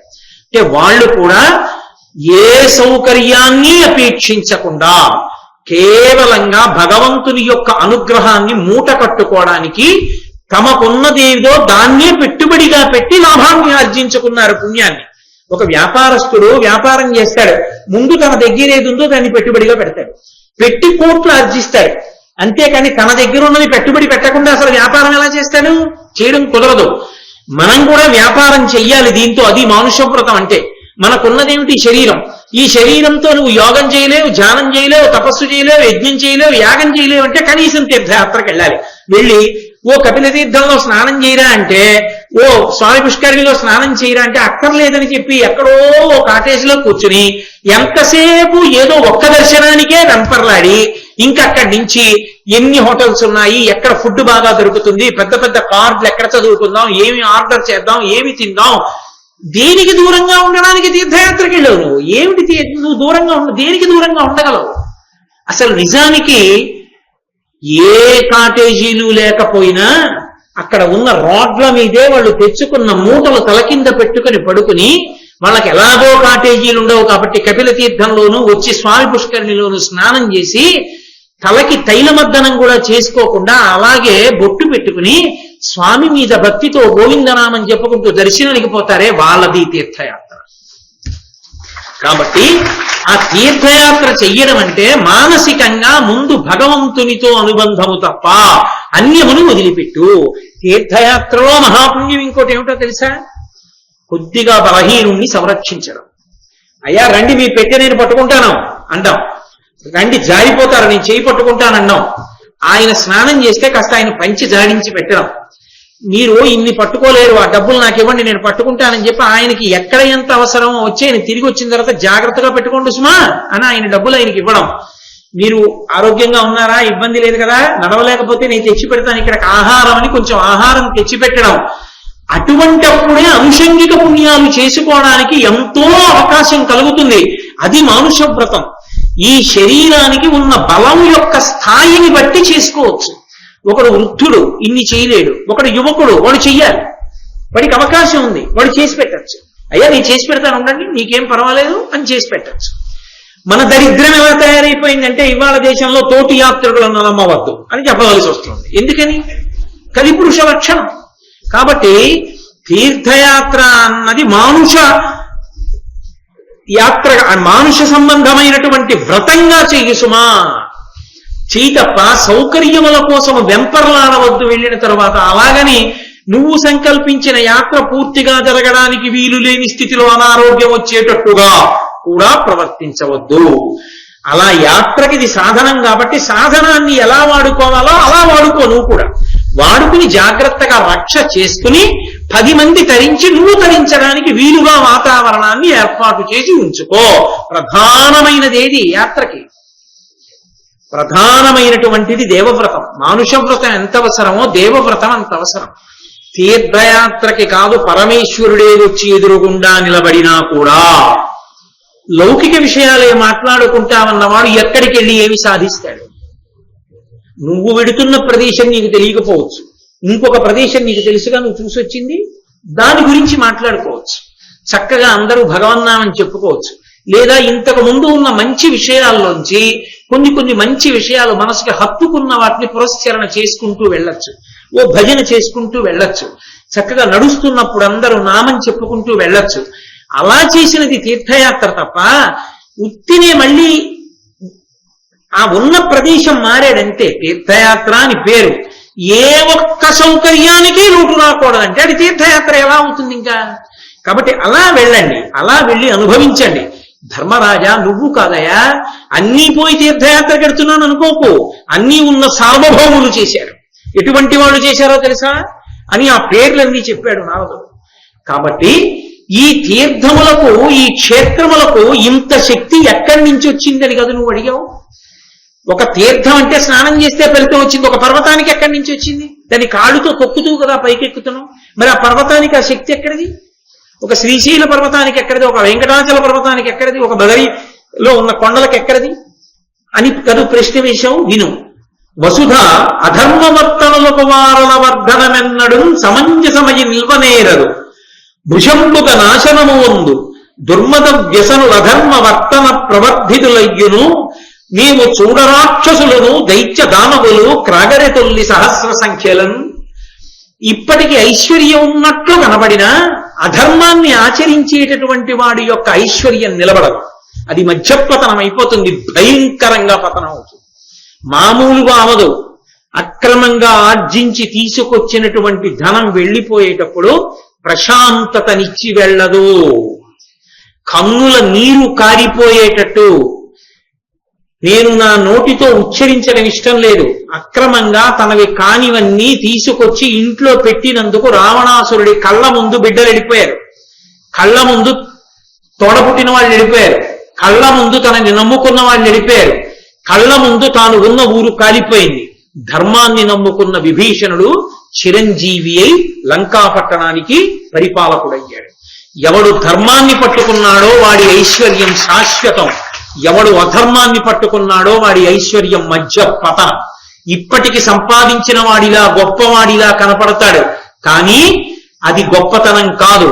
అది ఏదో వెలిగిపోతున్నటువంటి దీపావళి సామాన్ ఉంటుంది, పావులవి కట్టి వెలిగిస్తారు, కంటికి ఇంపుగా కాలుతుంది, కానీ ఒక్క క్షణంలో అది పెళపెళ ధ్వనులతో విరిగి కింద పడిపోతుంది, బూది కుప్పై. ఆ ఐశ్వర్యం అటువంటిది. కాబట్టి ధనవంతుల అక్రమార్జనతో, అక్రమ మార్గములతో, అధర్మంతో ఉన్న వాళ్ళ స్పర్శ పవిత్రతనివ్వదు సరికదా, వారి ఐశ్వర్యము కూడా మధ్యపతన హేతుదే. కానీ ధర్మరాజా, పరమధార్మికులైనటువంటి వారు కొంతమంది ఉన్నారు ఈ భూమిలో. వాళ్ళు ధర్మమే ధర్మమే ధర్మమే, ధర్మం తప్ప వేరొకటి వాళ్ళకి అక్కర్లేదు. అటువంటి వాళ్ళు ఉన్నారే, అటువంటి వారు ఎక్కడికి వెళ్ళి నిలబడ్డారో, ఎక్కడ ఉన్నారో, ఎక్కడ తిన్నారో, ఎక్కడ తాగారో, ఎక్కడ పడుకున్నారో ఆ ప్రాంతములు పునీతములయ్యాయి. అందుకని ఆ ప్రదేశములకు ఆ శక్తి వచ్చింది, అభిపుణ్యాన్ని ఇవ్వగలరు. ఒక భద్రుడు గొప్ప తపస్సు చేశాడు రామచంద్రమూర్తి గురించి. ప్రత్యక్షం అయ్యాడు శ్రీ మహావిష్ణువుగా. కాదు, నాకు రాముడిగా రా అన్నాడు. అంటే మహానుభావుడు రామచంద్రమూర్తిగా రావడానికి ఆయన విష్ణువుగా చతుర్భుజుడయ్యున్నవాడు ఆయుధాల్ని పట్టుకోవడంలో ఆయనే తత్రవాడు పడ్డాడు భగవంతుడు. వామాంకస్థిత జానకీ పరిలస కోదండదండంకరే చక్రంచోద్భగరేణ బాహుయుగళే శంఖం శరం దక్షిణే బిభ్రాణం జలజాతపత్రనయనం భద్రాద్రి మూర్ధ్వై స్థితం కేయూరాది విభూషితం రఘుపతిం సౌమిత్రియుక్తం భజే. ఆ భద్రాద్రి, ఆ కొండ మీద కాలు పెట్టడం చాలు, ఆ భద్రాద్రి మీద నిలబడడం చాలు. అది ఆయన శిరస్సు, ఆయన తల మీద మనం నిలబడుతున్నాం నిజానికి. కానీ అంతటి పరమభాగవతోత్తముడు కనుక నా తల మీద వెలియమన్నాడు కనుక మనం ఆయన తల ఎక్కినా కొండెక్కినందుకు పుణ్యం. ఒక్కొక్క కొండకి పుణ్యం ఎందుకు వచ్చిందంటే అంతటి భాగవతోత్తములు అక్కడికి వెళ్ళారు కనుక, వెళ్ళి నిలబడ్డారు కనుక, కూర్చున్నారు కనుక, పడుకున్నారు కనుక ఆ ప్రాంతములకు అంత శక్తి వచ్చింది. ఒకప్పుడు రమణులు శరీరంతో ఉన్నారు అక్కడ, ఉన్నారు కాబట్టి ఇప్పటికీ రమణాశ్రమంలో నెమలి పాముని చంపదు, పాము కుక్కని కాటేదు, కుక్క పిల్లిని చెనకదు, పిల్లి ఎలకని పట్టదు, కుక్క మనిషిని తరవదు. అన్నీ కలిపి సహజీవనం చేస్తూ అంత ప్రశాంతంగా ఉండగలుగుతున్నాయి. ఒక్కొక్కరి తపశ్శక్తి అలా ఉంటుంది. ఎప్పుడో త్రేతాయుగంలో ఉన్నటువంటి ఋష్యశృంగ మహర్షి యొక్క తపశ్శక్తికి సంబంధించిన ప్రకంపనలు కలియుగంలో శంకర భగవత్పాదులు ఇది తపోభూమి అని నిర్ణయించి ఇంత ప్రశాంతతకి ఆలవాలమని శృంగగిరి పీఠాన్ని నిర్ణయం చేశారు. అంటే ఒక్కొక్క మహాత్ముడి యొక్క తపశక్తికి సంబంధించినటువంటి తరంగములు యుగాలు దాటిపోయినా ఉండిపోతాయి. అందువల్ల వచ్చిందయా శక్తి తప్ప పర్వతం పర్వతంగా, నది నదిగా ఇచ్చేటటువంటి శక్తి కాదు. ధర్మాత్మల యొక్క స్పర్శ వలన అంత శక్తి పొందింది. దేవతలు ధర్మవత్తులు కావన అభివృద్ధి పొంది ఘనమపు నిత్య శ్రీ విభవాన్వితులైరి ధరణీ వల్లభ. ఉన్నవారు నిరుపమ శక్తి. దేవతలు ఎప్పుడూ భోగంతో ఉంటారంటే వాళ్ళు ధర్మాన్ని నమ్మి ఉంటారు. అందుకే వాళ్ళు అంత ఐశ్వర్యాన్ని పొంది నిలకడతో ఉండగలిగారయ్యా, లోకం చేత నమస్కరింపబడుతున్నారు. కాబట్టి ధర్మమే ఆశ్రయించదగినటువంటిది. అందుకే దేవతలు ఋషులు ఆశ్రయించిన ప్రాంతములు కనుక అవి అంత గొప్పగా మనకి అనుగ్రహాన్ని ఇవ్వగలుగుతున్నాయి. బాగా గుర్తుపెట్టుకో, ఒక మనిషి అభివృద్ధిలోకి రావాలి అంటే ఆ అభివృద్ధి కారకమైనటువంటివి ఈ భూమండలంలో మూడే ఉన్నాయి ధర్మరాజా. ఈ మూడే ఏ వ్యక్తినైనా వృద్ధిలోకి తీసుకొస్తాయి. మొట్టమొదటిది తీర్థయాత్ర. తీర్థయాత్ర మనిషి అభ్యున్నతికి కారణము. 2 యజ్ఞము. 3 విప్రుల ఆశీస్సు. ఈ 3 కూడా ఒక మనిషి అభ్యున్నతిలోకి రావడానికి హేతువులై ఉంటాయి. కాబట్టి తప్పకుండా వెళ్ళు. గయాక్షేత్రాన్ని మాత్రం మరిచిపోకు. మళ్ళీ చెప్పాడు గయ గురించి. మన కోసం చేసుకునేవి మిగిలినవి, మన కోసం పితృదేవతల కోసం కూడా చేసేది గయ. సరవి నధూతరజ ప్రియపుత్రుండు గయుడును రాజర్షి క్రతువులిందు బ్రహ్మ సరంబన బరగంగ మునుచేసే ఆతని యజ్ఞంబులందు సకల జన భుక్త శేషాన్న శైలంబులిరువది ఏనగు సంఖ్యతా నిరుగనయ్యే తత్కృత క్రతు బహు దక్షిణా సంఖ్యయు ఉడు శిఖతా సంఖ్యయును ఎరుగగాదు జనులకు. అట్టి గయునామమున గయా అనగ పుణ్యతీర్థమయ్య నిధియు పితృహితార్థమిందు పిండ ప్రదానంబు చేయగలిగిన ఇష్టసిద్ధి కలుగు. గయుడనేటటువంటి రాజు అక్కడ యజ్ఞం చేసి అక్కడికి వచ్చి చూడడానికి వచ్చినటువంటి ప్రజలందరికీ అన్నం పెట్టాడు. కొన్ని లక్షల మంది అన్నం తిన్నారు. అంతమంది అన్నం తింటే ఆ అన్నం తింటున్నప్పుడు వాళ్ళ కంచాల కింద వాళ్ళు తిన్న పాత్రల పక్కన అన్నం పడింది కొంత. ఆ అన్నం అంతా తీసేసి కింద పడిపోయిన అన్నాన్ని పక్కన పోశారు. అలా పోసిన అన్నం 25 కొండలైంది. పక్కకి తీసిన అన్నం వేస్తే 25 కొండలైంది. అంటే ఎంతమంది అన్నం తిన్నారో ఆయన ఇచ్చినటువంటి దక్షిణలు ఎంత అని లెక్క పెట్టాలంటే ఈ భూమండలంలో ఉన్నటువంటి ఇసుకలో ఉన్నటువంటి రేణువులనన్నింటినీ లెక్క పెట్టగలిగిన వాడు ఎవరైనా ఉంటే, ఆకాశంలోని నక్షత్రములనన్నిటినీ లెక్క పెట్టగలిగిన వాడు ఎవరైనా ఉంటే, గయుడు అక్కడ చేసినటువంటి యజ్ఞంలో ఇచ్చినటువంటి భూరి దక్షిణల యొక్క విలువని కూడా లెక్క పెట్టగలడు. అంత దానం చేశాడు, అంత అన్నం పెట్టాడు. గయుడు అంత అన్నం పెట్టి అంత దానం చేసిన క్షేత్రమే గయ. అందుకే అక్కడికి వెళ్లి ఫల్గుణీ నదిలో స్నానం చేసి పితృపిండం పెడితే పితృదేవతలు తరించిపోతారు. ఒక భక్తుడు వెళ్లి ఉన్నందుకు, యజ్ఞం చేసినందుకు, అన్నం పెట్టినందుకు గయకంత ఫలితం వచ్చింది. మనం కాదు, పితృదేవతలు తరిస్తున్నారు. పితృదేవతలు కాదు, ఇంట్లో పనిచేసి మనకి ఎంతో ఆప్యాయంగా ఉండి చచ్చిపోయిన వాడు ఎవరో ఉంటాడు. వాడి పేరు తెలియదు, లేకపోతే ఏదో 4వ తరంలో ముందున్న వాళ్ళు ఎవరంటారు తెలియదండి, మాకు మా ముత్తాత గారి తండ్రి గారు తెలియదు పేరు, యజ్ఞయ్య, ఇంకా ముందు యజ్ఞయ్య, ఆవిడ భార్య యజ్ఞమ్మ. ఎంతమంది పేర్లు తెలియకపోతే అంతమందికి యజ్ఞయ్య యజ్ఞమ్మ అని పేరు పెట్టి చేయించేస్తారు. చేయించేసి ఆ రావి చెట్టు కిందకి తీసుకెళ్లి అడుగుతారు, తరించారా మా వాళ్ళని, బ్రాహ్మణ వాక్కుగా చెప్పిస్తారు, తరించారు. కాబట్టి అంత గొప్పది గయాక్షేత్రం. గయకంత గొప్పతనం రావడానికి కారణం అది. గయ వెళ్ళడం గొప్ప కాదు, గయ యొక్క గొప్పతనాన్ని తెలుసుకుని వెళ్ళడం గొప్ప. దానికి భారతం కారణమవుతుంది.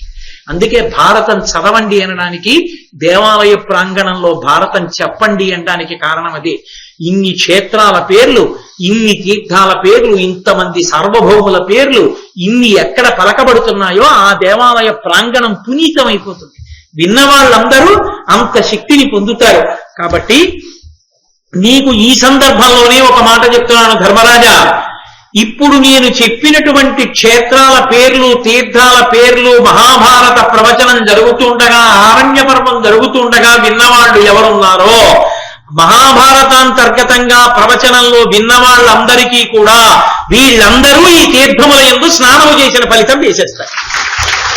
అందుకని నేను ఇన్ని తీర్థములు, ఇన్ని క్షేత్రములు, వీటి వైభవాన్ని పూసగుచ్చినట్టు నీకు చెప్పడానికి కారణం అది.